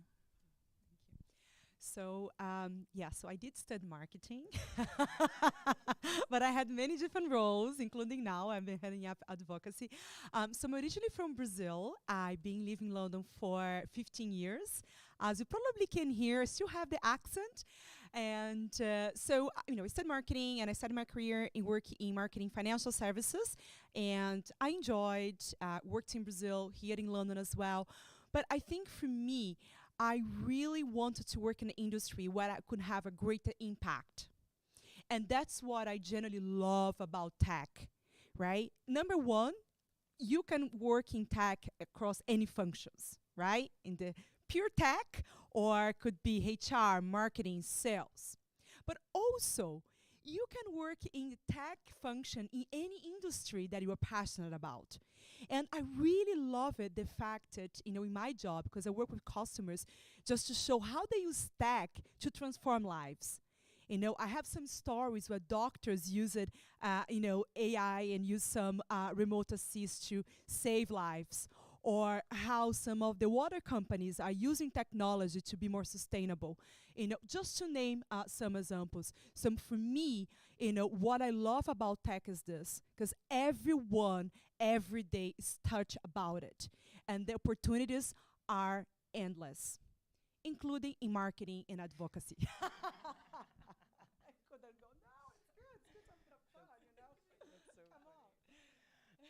So for me, my interest in technology really came from the fact that I grew up playing games. I played a lot of video games with my dad, and I was just naturally interested in how to make these games. How could I make some for myself and share with my friends? But also kind of the point you touched on as well is it's always been really important to me to try to have a positive impact on the world and do that at scale.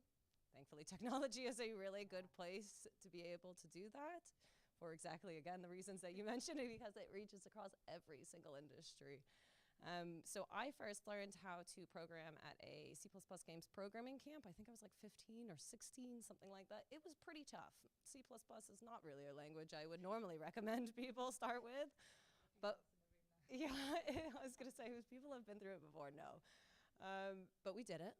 I made my first game. It's very exciting. And then I followed that up with taking Java and web development classes in high school. After that, I took kind of a pretty traditional route. So I did computer science with business classes at university. So 75% computer science, 25% business. So I could get that, bit of a mixture, be able to communicate cross-discipline a little bit more. And when I leveled up in my career, I had some kind of foundational knowledge to build on the back of. So I did that. During my degree, I did a placement year. So that was when I first got my job at Microsoft. So I did 12 months on the same team I am now. So I was working on Paint 3D at the time, based in London. I followed that up with another 3 months in the Xbox team in Redmond. So that was where I got to finally work on like kind of more in the gaming industry, which was super cool for me. At the end of that summer, I basically had 15 months work experience, which was really helpful. As well as 2 post-graduation job offers, 1 from each of my team. I ultimately decided I wanted to stay in London still, so I'm originally from Seattle. It seems like everybody here is not originally from the UK, which is kind of funny. But I decided I wanted to stay here, and so I've basically been on the same team ever since. But by the time I got back after my final year of university, my team had changed focus on their projects. We weren't working on Paint 3D anymore. We were working on Microsoft Search Assistants and intelligence across all these different platforms. So I think that's pretty much how I've gotten to where I am now. Thank you. And I am from the UK. I'm from Essex. And for those that know, you know, because my accent is particularly strong, which I'm very proud of. But I wish I could say my journey to tech was as considered as all of those. I fell into it like a lot of people do. And similar to Holly, I went to university and I did a placement year, and 14, 15 years ago, I specifically said I'll go anywhere. I'll go anywhere to do my placement other than a tech company. Because I was like, it'll be boring, full of men, like, oh, why would I want to do that? But what was more important to me was that I was at Nottingham Trent University, and I wanted to stay living so that I could still have fun. That was my view. You know what I mean? I work 5 days a week, live with my mates, have a laugh, off we go, you know, a bit of experience with it. So I applied to a company called Fujitsu. And Fujitsu, it was based, I remember, in Sutton upon Ashton, or Ashton upon Sutton. And it was 40 minutes from Nottingham. So I was like, amazing, smash that. Got the job, based in Reading, which for anyone that doesn't know, is about a 2.5-hour drive one way from that. So clearly my dreams not to work in tech and to stay local didn't happen. But I worked in the sales function. So just to add some weight to what Pamela said earlier, the UK tech economy employs over 5 million people in different roles, from technical roles like you've heard, from marketing, HR and sales, like where I've always been. So what lured me to stay into tech was that I was there for about 3 months, and they kept talking about the channel, which is basically how you sell from business to business in technology. And I was like, what is this channel? And I remember my boss sitting down and chatting to me about it, and I was like, this is actually quite interesting, you know. Like, I might be selling tech, but I like this. I like the way this works. So I then spent the next 9-10 months working there, and it was from there that I got the bug for working in tech. So don't worry, I would say, actually, for some of the things you've heard, you're like, oh, I don't love something yet. Where do I go? There are all of these options. There are so many options in tech, and not all of them are obvious. They don't always say computer science at the front of them. Because, yeah, certainly, I consider myself a business woman that works in technology. I don't consider myself a technologist. So that's where I got here. Slight tangent, I apologise. No, I love that. We love a tangent. Okay, I'm going to ask the panel one more question, then we're going to open up to the room. So my question for you then, we don't necessarily need everybody to answer everything, but why do you think it's important for more women to join the tech industry? Now, I mean, we're probably preaching to the choir here today. I'm going to pass Pamela first because you expressed a real interest in answering, and then we can pass back to you. Yeah, thank you. Sure. So I think it is, so if you look from a business perspective, right, so research shows that if a company has balance, right, between men and women and diversity in general, it can be more innovative, it can be more inclusive, it can provide better products and services to customers. Therefore, the sales and revenue grow. But despite all of that, I think it's still sad to see that only 10% of the Fortune 500 companies have a woman as their CEO. And also, if you look at the venture capital, right, the VC space, the funding available the last few years has increased. Whereas the funding going to women, to kind of female-only team, has decreased from 3% to 1% since 2018. And I think the number goes even lower if you look at minority. So just some of the stats, right? So I think it's an interesting one because the benefit for women in tech, is inclusive, right? I think women, we have a lot of skills to add as well, right? That perhaps men don't have so much. And it's amazing for the bottom line of the economy of the company, but still there is a bit of imbalance. And I know we're going to discuss it in a little bit, so just some food for thoughts for now. I mean, agree, right? Like, you said it wonderfully. And there is the economic benefit to companies in doing it, but, 50% of the population in every geography is female. We have a different way of thinking, a different way of acting. It's not just about women as well, it's also about ethnicity. It's about some of those life experiences we bring. When we think about the products that we serve, and I'll just talk about it from a Microsoft perspective, we don't serve one demographic. Like, in anywhere at any point, everybody uses what we do. So therefore, if we only have people who look, think and feel the same creating those, how are we creating something that can resonate with everyone and have the same impact? It is absolutely crucial that we are creating opportunities for women that work in tech, because we need that perspective. We bring something that 50% of the population simply can't.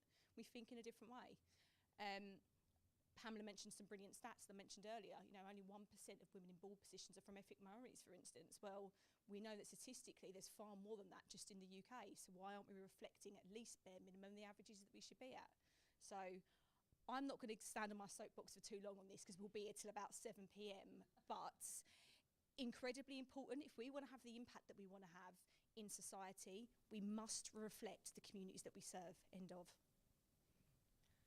I think the only thing I want to add to that, because you guys have basically made the point, is when we think about these technologies and when we're building these technologies, you have to have the people that you're trying to represent on the teams making the decisions. Those are where the decision-making processes are happening, and so you have to have them on the team. I've even just raised bugs in my daily life that have somehow gotten past X amount of people until I see them. I'm like, I don't think this is the right thing to do. And as soon as you raise it, you know, it gets resolved. But you needed somebody to raise that point at somewhere along the chain, and that's really what we're here to do. You know, I think a great example is, you know, as we're moving into, you know, as technology is becoming ever more pervasive as it continues to, we've all just seen the latest ChatGPT and GPT, OpenAI, all of these things. Like, look at how much more pervasive technology is going to become in our daily lives across every single industry once again. And so it becomes super, super important that in those decisions, everybody is being considered. And I think the only way you're going to be able to do that and build products and services designed with everybody in mind is if everybody in mind is doing the designing. I don't know if any of you guys, I'll pass it back. So we're going to open up to the room now. So does anyone feel brave and have a question for our panel if you want to pop your hand up?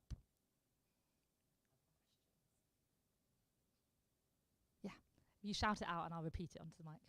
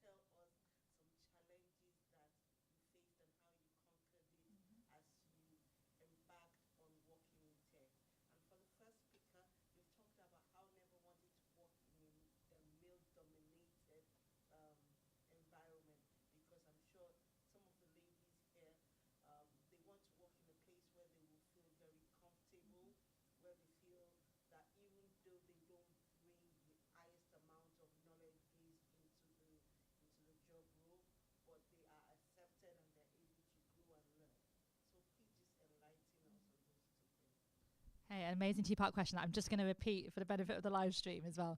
So we had the first question here, and we got a few sort of knowing smiles about maybe it wasn't a fairy tale for everybody when you were relocating, but what kind of challenges did you face on the road to where you are now? And crucially, kind of how did you cope with them? How did you overcome them, or how are you still overcoming them? And then secondly, given that we know from the stats that this is a very male-dominated industry, any advice or guidance or tips for how do you feel comfortable in that space? So perhaps you So yeah, I work in a very much fintech startup kind of company that got recently acquired by Visa, so the corporate lifestyle is slowly like trickling into the company, but it's still very much a startup. Like, we have scooters and everything in the office, like, you imagine it. But it's tough sometimes. Like, if you go in those meetings and like you're the only woman and like there are 20 people on that call and they're just all men and they've been in the industry for like 10, 15 years, and you just sit there with your 2 years experience, you're like, can I even say something? Like, it's sometimes very, very intimidating, and it's not easy. Like, you have to stand your ground, especially you don't have like any other women in your team that can like support you and be like, oh, I understand what you're going through. Because unfortunately, men just sometimes don't understand. They don't have this special emotional intelligence that women have. They just understand each other, which men don't. They're like, this is this problem, just do it. And I was like, but it's the way how you communicate that I think sometimes I still get offended by. And I was like, oh, why is he so mean? But it's just somehow how men communicate. They're just like, just do it, it's okay. So I think it's something you really have to get used to, and it's not easy. Like, I remember on my first day in the boot camp, I was just like, oh my God, this is so intense. Like, everything you learn a new language, like Python, personally, what I learned. You learn so many like foundations about my job and like data engineering. I remember I was just crying at the end of the day, and I was like, I can't do this. This is so hard. Like, this is not easy. And like, I still have those days where I'm like, I'm overwhelmed. Like, it's just a lot to do, especially because I'm in a small team. Like, we're only 3 people. We still think like, oh my God, this is so tough. Like, I wish I had somebody else to understand like what I'm going through. So that's the reason I'm also like passionate about like going to networking events for women in tech, where you can talk through just with other women, be like, oh yeah, you understand what I'm going through. And it's just really nice. So it can be tough, but as long as you are like active and like you're trying to like reach out to other women and be like, is it the same for you? Maybe it's just my company, and like be the change you want to see in tech. I think it's a good like step of just overcoming that initial like hardness that you see and be like, oh my God, this is so exhausting. But if I could go back, I would still like make the exact same decisions as I did now. Like, I'm super happy, but sometimes it is just tough, unfortunately. But that's life. But I still enjoy it very much. Anyone else? Talking about the challenges, I would say when applying to the bootcamp, at some point I almost gave up. I was like, we had this series of, oh, you can test to see if this course is for you. And at some point, I wanted to give up, but the mentor that was available then, I spoke with her. I said, I don't want to do this anymore. I want to go for the green, the retrofit course instead. And she asked, why do I want to go for that? Because she saw that, oh, I did quite well in my Python labs and stuff like that. But I saw that I was like, I can't do. I think maybe it was the imposter syndrome. I was feeling like, oh no, this is not for me. I can't do this. I'm not going to do this. But I insisted when the mentor spoke to me. I said, okay, I'm going to do this. She was really helpful then, and I said, okay, I'm going to do it. I'm going to put my mind to it, because it was a lot. We're taking in so much information coming from a no tech background at all. I knew nothing about tech from zero. So it was very, very tough for me then. And then getting on my job, I get to learn new things. I get to start on my own. I know that, oh, I needed to start from the scratch. I needed to know the basics of computer science. I did that on my own, because I knew that there was sometimes we go on a meeting and then there are some terms people start talking about, and I know nothing about that. So I just decided to, okay, on your own, this is what you can do to tackle these challenges. Do self-learning, do some self-learning on your own. And I was able to, I just started my job in January. Yeah, so it's still a learning phase for me. So even in tech, you keep learning. You learn every day. You do not stop learning. So that's one way to tackle the challenge. Just very quickly. So while talking about challenges, so I moved from Brazil to London to learn English. So I didn't speak English fluently. I was on a student visa. I had no contacts here. And actually, it was my first trip outside Brazil ever. I didn't even go to Argentina. But you guys know, right? If you're Brazilian, we don't really go to Argentina. But but jokes apart. So that it was a challenge itself, right? And I was supposed to stay here to study, go back. I love London. Okay, I said I want to stay here. And to cut a long story short, I create my plan. And then by myself, I learned the language. I did a postgraduate.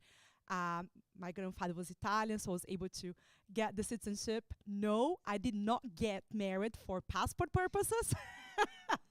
Actually, I didn't get married at all, but that's another conversation. And so it was hard. It was tough. You know, I was studying. I was, in Brazil, I had a job as a marketing manager, but here I start from the beginning. I did unpaid internships. I did a lot of courses, but I was like, I have my plan. I'm going to work hard. I'm going to get there. Wasn't easy? Hell no. I got a lot of no's. It's very difficult. I had no family here, no support system. But I genuinely believe that if you have a goal and you break it to small steps, you can tackle the challenges. So here, some of the key takeaways, the 3 areas that I love you to consider, whether you are in the room or in the live stream. One is the skills. It's very important to continue. And actually, stats shows that by the next 5 years or so, 94% of us will have to change our skills to a certain degree. Okay, so there we go, skills. And you have here the opportunity, right, to get into the bootcamp. Ticked.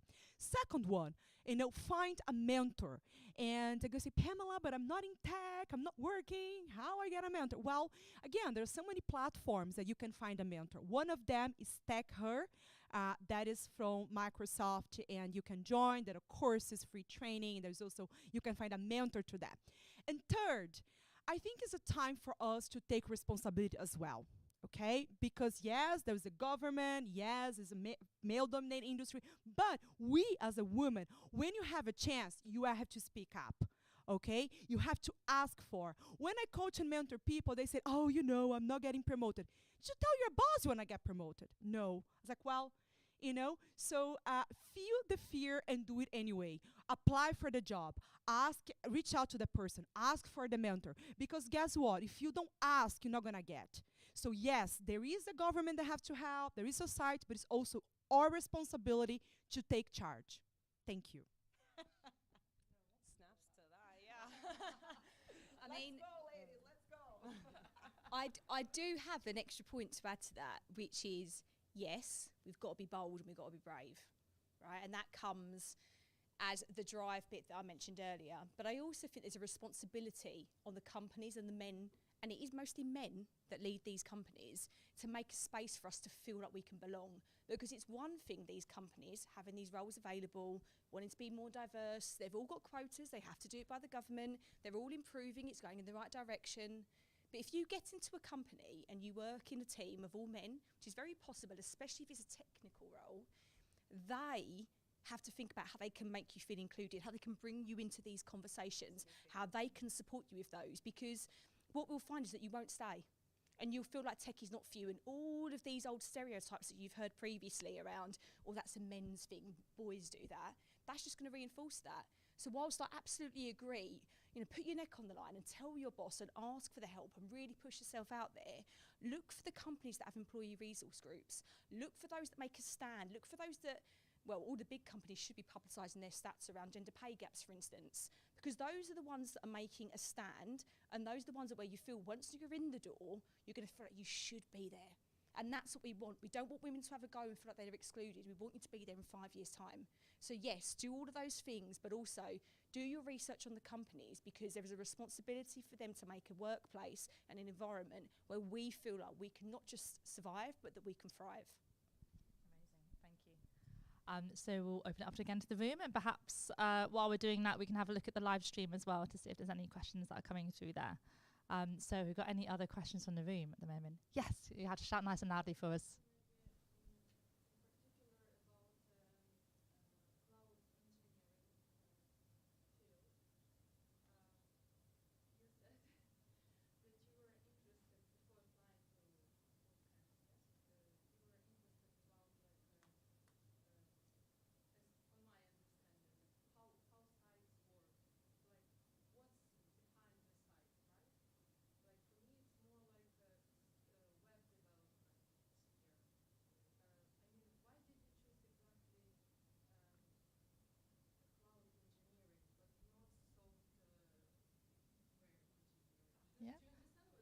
Yeah, great question. So for the benefit of the live stream, the question is, particularly to Adi here, like why cloud engineering and not another area of tech, or why particularly not software engineering?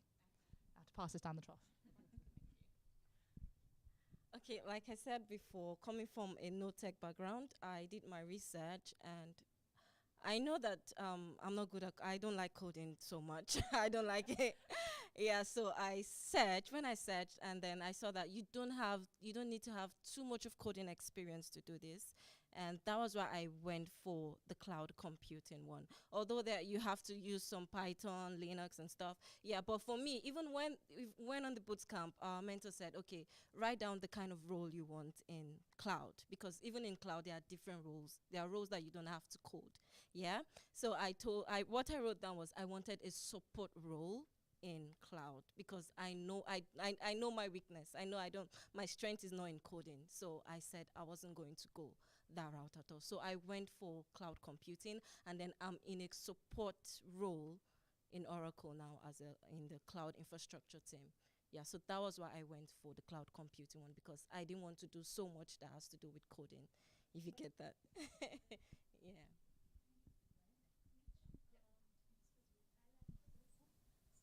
So you said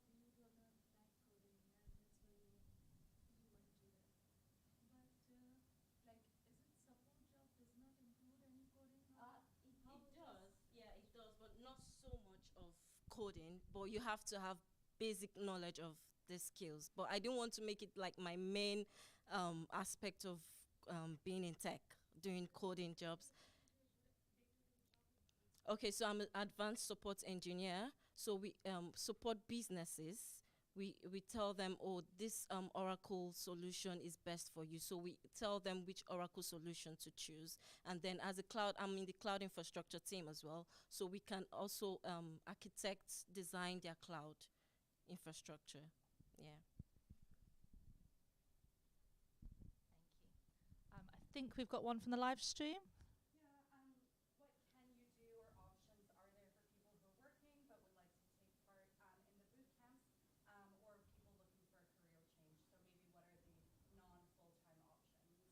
Yep. Okay. So I can probably take that one briefly. I'm not sure.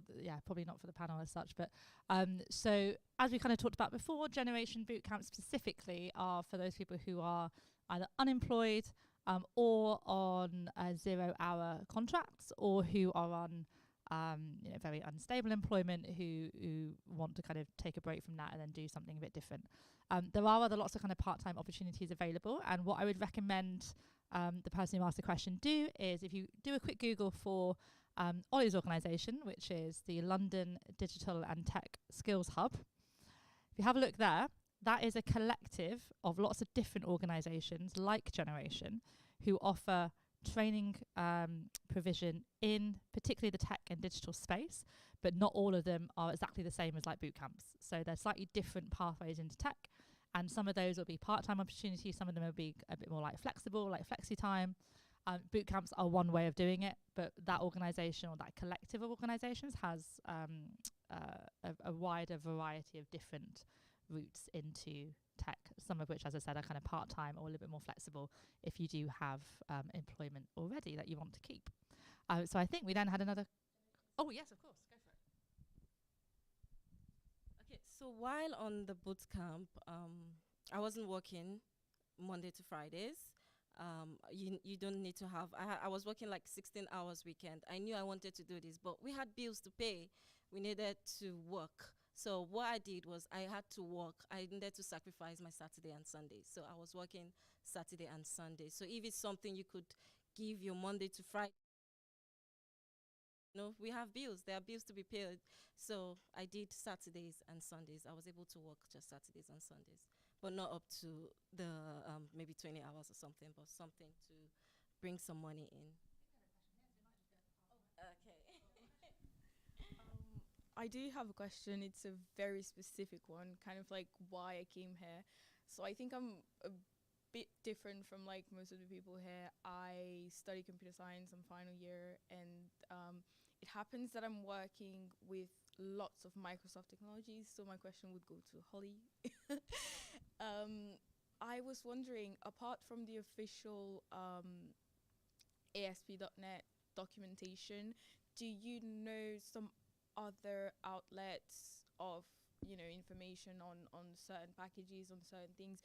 It's basically because there's a lot of things that I'm trying to do, and there's so very little documentation, and I think people at Microsoft know where to find the information. So I was like, okay, let me just come here, find someone I could ask the question and just do that. And then just apart from that, I wanted to say something.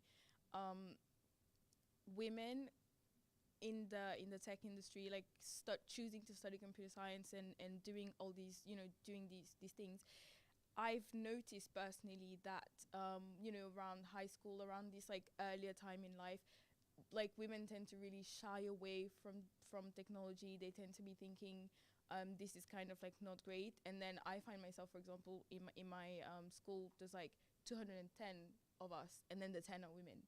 So I really encourage like initiatives like this one to get a lot more women into the tech space and stop thinking this is uncool, because it's literally the most badass thing you could ever do in your life. Like if you're thinking you can't do this, I'm like for sure 100% there's like no reason why you can't. Like I was the student that didn't get straight A's, whatever, and I'm graduating in a couple months for computer science, and I'll get like some other place with it. So I really think women just need to have the kind of the balls to do it. just go ahead.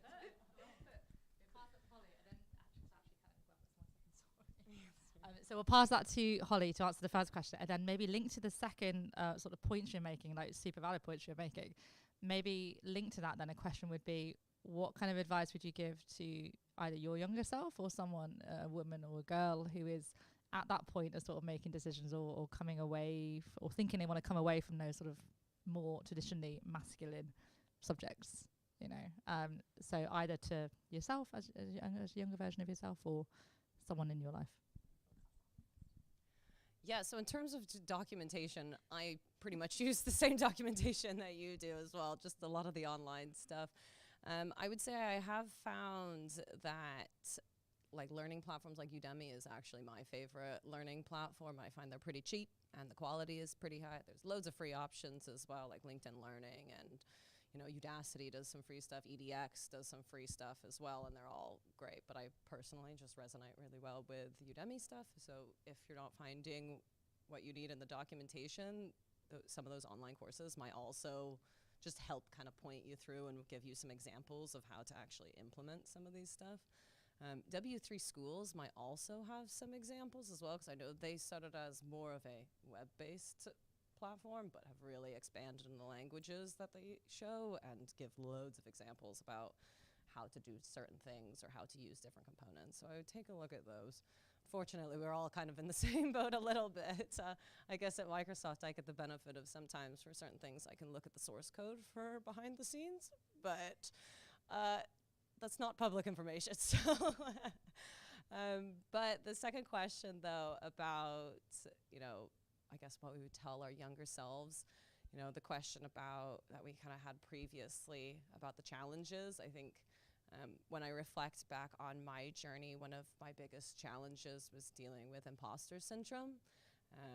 Not sure if everybody here has heard the term imposter syndrome. I know when I first heard it finally years later, it gave me a lot of, you know, solace, or like it made me feel a lot better knowing that other people were experiencing it too. It's basically the feeling that, you know, either you got where you were because of luck or convenience, or maybe you don't deserve your opportunities, or you're not smart enough, all those kind of critical thoughts in the back of your mind that you should really be ignoring. For me, it really came to fruition, you know, the C++ game programming camp. I was one of 2 girls in that. It was C++. It was super hard. It made me really question whether or not computer science was really something for me. Doing Java and web development was a lot nicer, and so that gave me some confidence. But again, was this something that I wanted to do and spend my whole time kind of investing the next 4 years into? But really, it came to a peak in my placement year. I'm a massive Microsoft fangirl, at least I grew up doing that. So finally to like get this role, my dream job in the industry, massive waves of imposter syndrome. I was like, oh my goodness, I'm here now. I'm working with these people who have been doing this for 10 plus years, who made the games that I grew up playing. Like, how can I possibly be on the same team? And, you know, being one of the only female engineering interns on my team, I was like, was I here as a diversity hire? You know, that was in the back of the mind as well. So I think, like you mentioned, definitely there were some tears. But I think I grew so much in that year, and I look back on my imposter syndrome as probably one of the best things that could have happened, strangely, because by the end of the year, I went through this whole process of, you know, being confronted with a challenge I didn't know how to do. You know, learning something, working with my mentors, overcoming it, building it, delivering it, and seeing, you know, time and time again, even if I didn't know how to do something at the start, by the end, I would be able to figure it out and deliver it. And it wasn't that the confidence that, you know, like my tech skills are perfect, I know how to do every single thing. Like, that's just not how the technology industry works. You are always going to be learning. But it was the confidence and the fact that I knew that I would be able to learn what I needed to learn and be able to deliver it. And so it's the confidence in the underlying self that really helped me.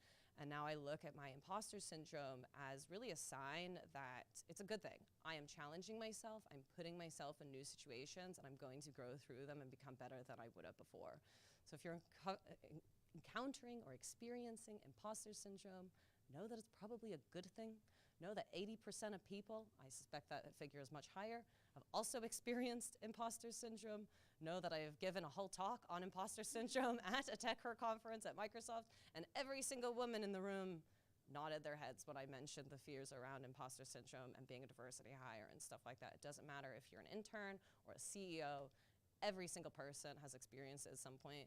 And I think I get a lot of confidence by realizing that most people are just faking it until they make it. And basically you can too. And if you can learn, that's really all you need to do to be successful in this industry. Well, first of all, I'm glad you said that piece and that you centred that question at Holly, because I would have known where to start in trying to help you with that. And I'm also glad I've had some time to think, because I think it's really easy with hindsight to go, what would I do differently? What would I tell young Jeremy? And I think the reason it's a hard question is because for a lot of people, when I was younger, bearing in mind your stereotypes around what a girl does, what a boy does, is formed by about 8. So actually a lot of changes take place in the education sector, because if you're not seeing what can be actually when you're learning as young as primary school, then it's really difficult by the time you get exposed to secondary school and you get access to more technical courses and coding. You've already made up your mind, that's not for me. So there's a lot of systemic stuff that needs to happen, but I really agree with the points around imposter syndrome. And when you went, we've all experienced it, I'm like, experiencing, like every day. Exactly. We're all going to be experiencing this, because when you are growing, you're naturally doing something that makes you uncomfortable. And I think when you add the fact that you might have different challenges that sit behind that to just naturally make you feel less self-confident, it's going to be part and parcel of what you do, and how you feel in the workplace.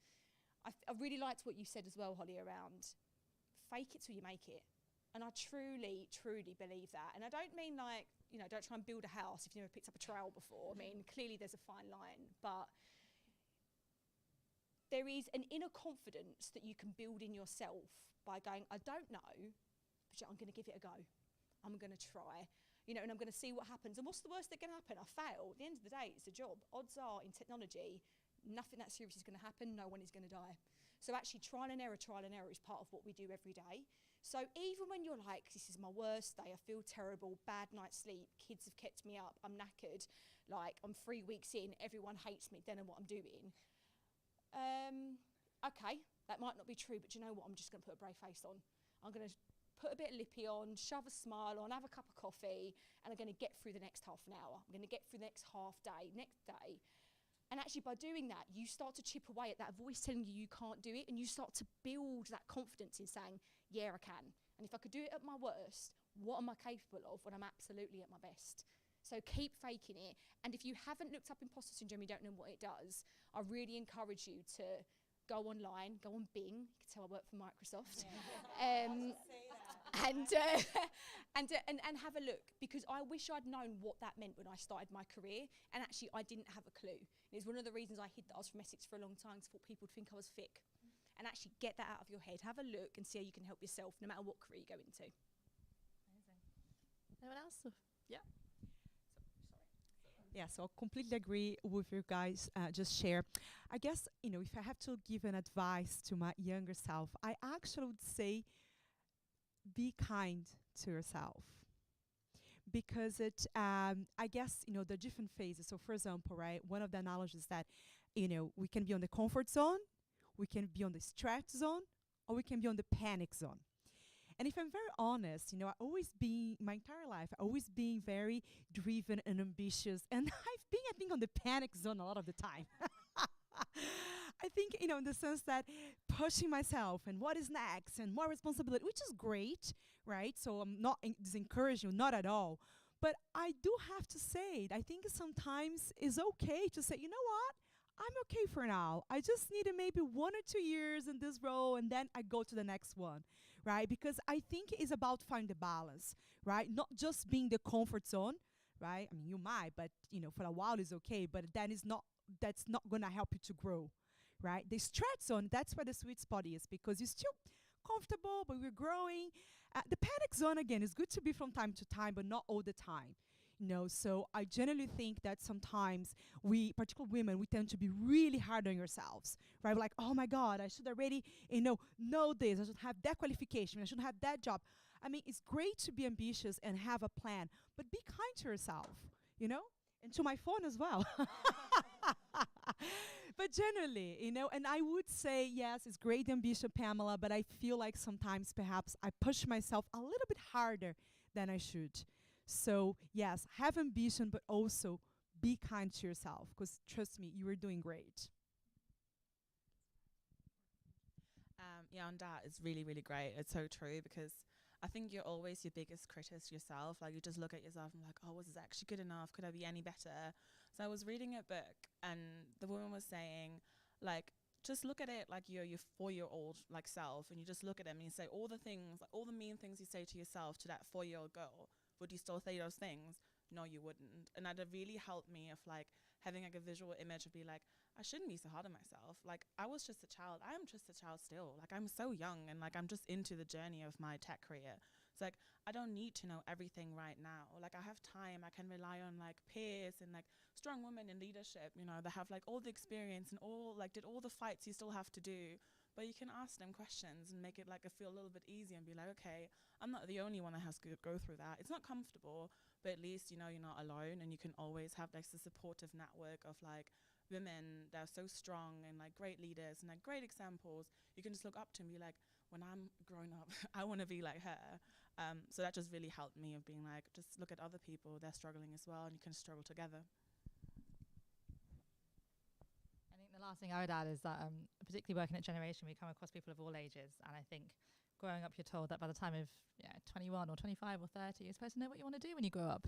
I still don't know what I want to do when I grow up, and that's okay. And we get people of all ages coming in who either have changed their mind or have suddenly had a light bulb moment, or just don't know what they want to do when they grow up even more, and that's okay. I think we've got time for one more question, if we have one in the room. Yeah, do you want to shout it out nice and loud for me?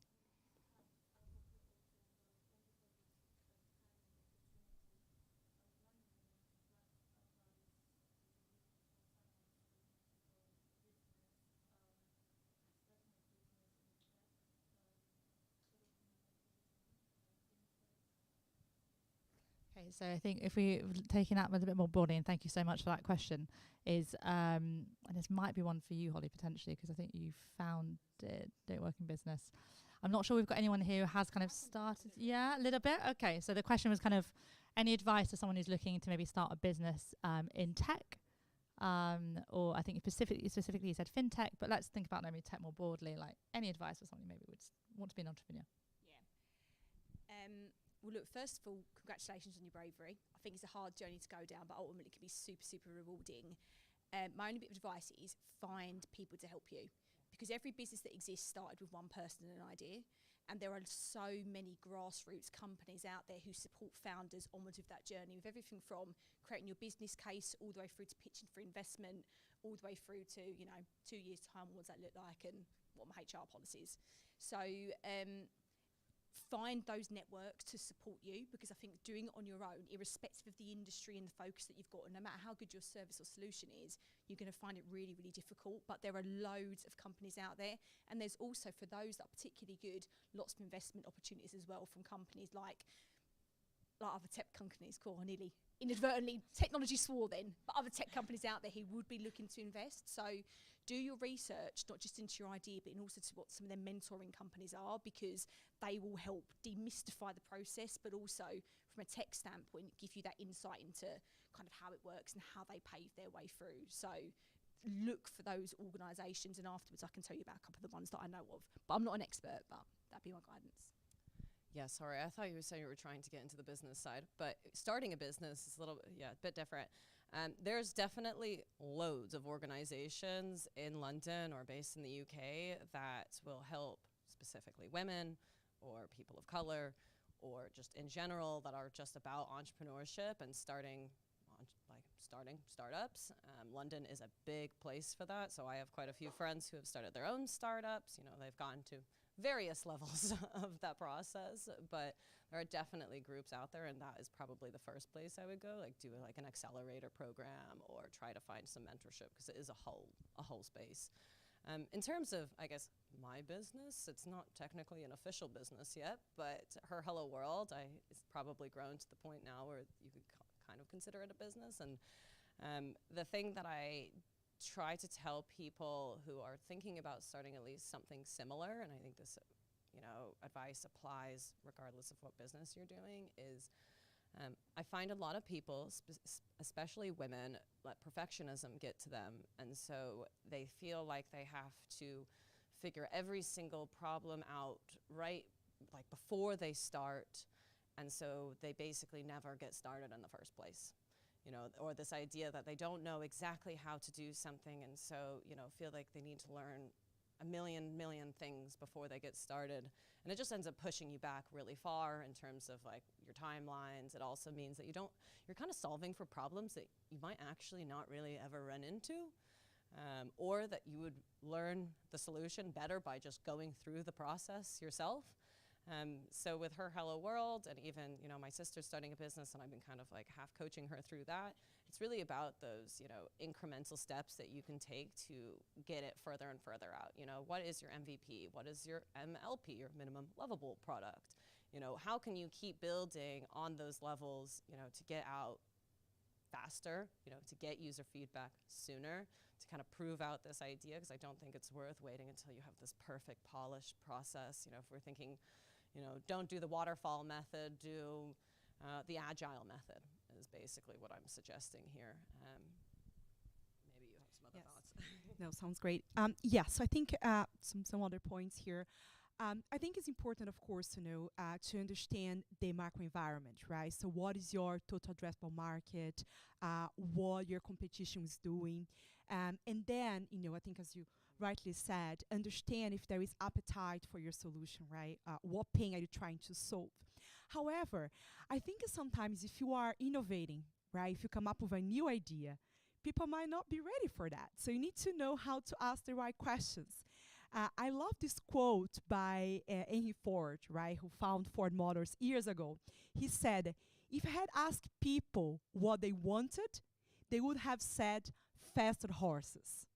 So it's interesting, right? Because if you want to innovate it, you need to be mindful, okay, is that a market for it? Are people ready? If not, great. You can go and innovate, right? Perhaps there's something that no one expected and you can bring to market. And I think the third point, it is really about it, which I think the panel touched on already, is, find someone that has gone through this journey already, right? And they don't need to be officially your mentor, right? You can even just reach out to LinkedIn or in an event and say, hey, and most people will be surprised, even the senior ones, if you're very specific what you want, they will find time for you.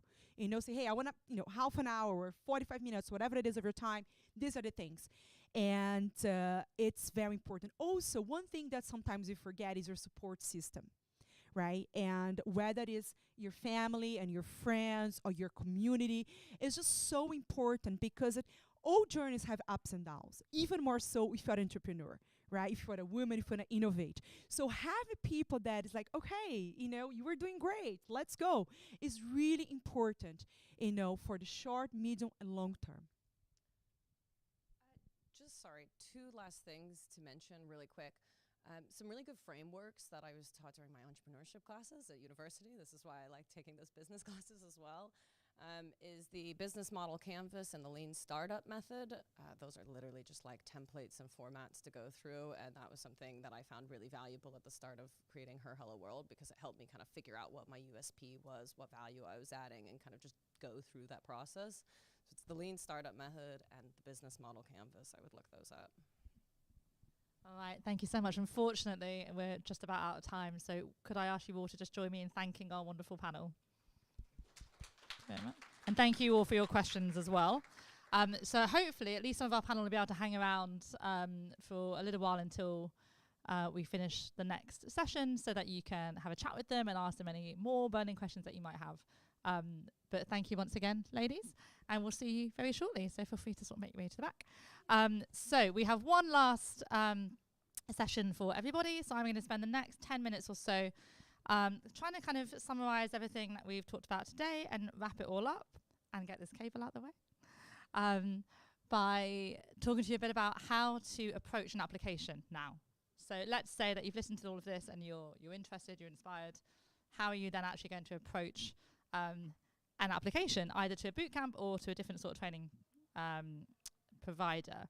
So I wanted to start by just showing you a little bit about what a typical application process might look like for either a bootcamp or a different kind of training course. So typically nowadays you would complete an application online. So this is where we're just asking for some basic details about yourself, to understand what your personal circumstances are, what kind of experience, education you have, or lack of, which is totally fine, as we said earlier. And this is where we're just checking that you are actually going to be eligible for a program.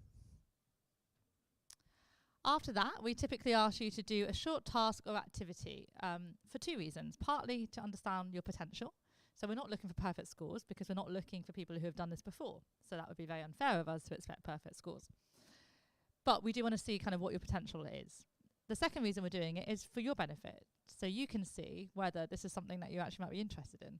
It's supposed to kind of give you a little bit of a flavour, a bit like the activities Ollie was doing earlier, a bit of a flavour of the course or the job or the sector.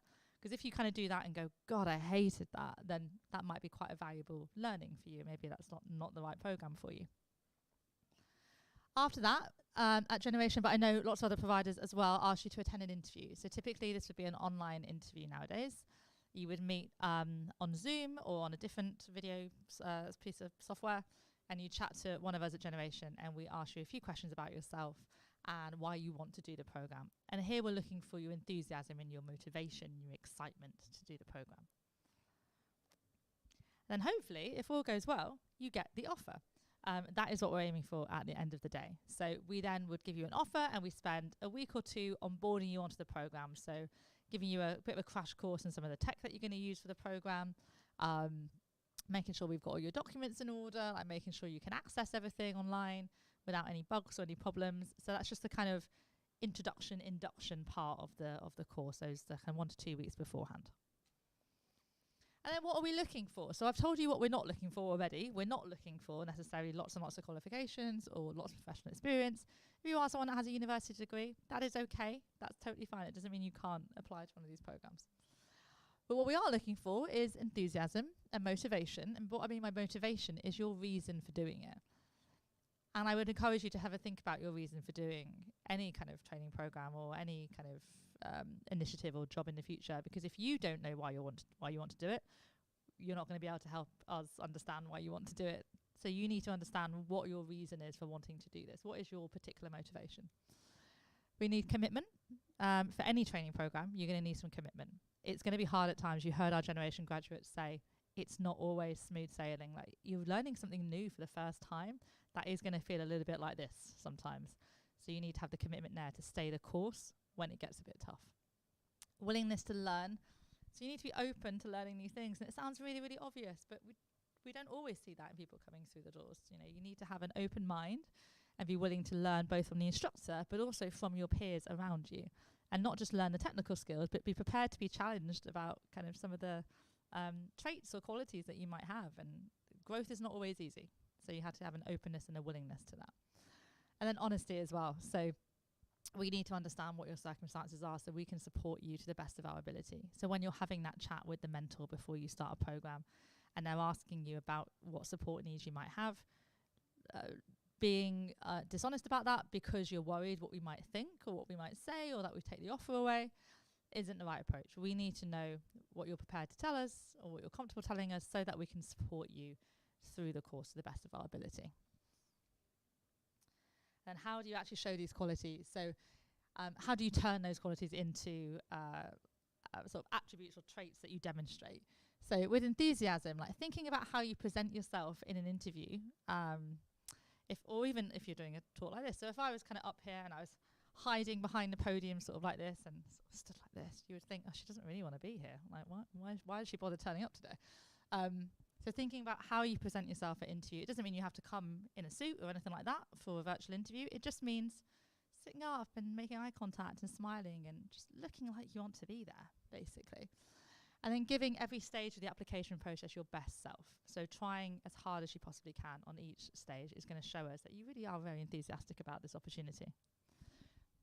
And then motivation.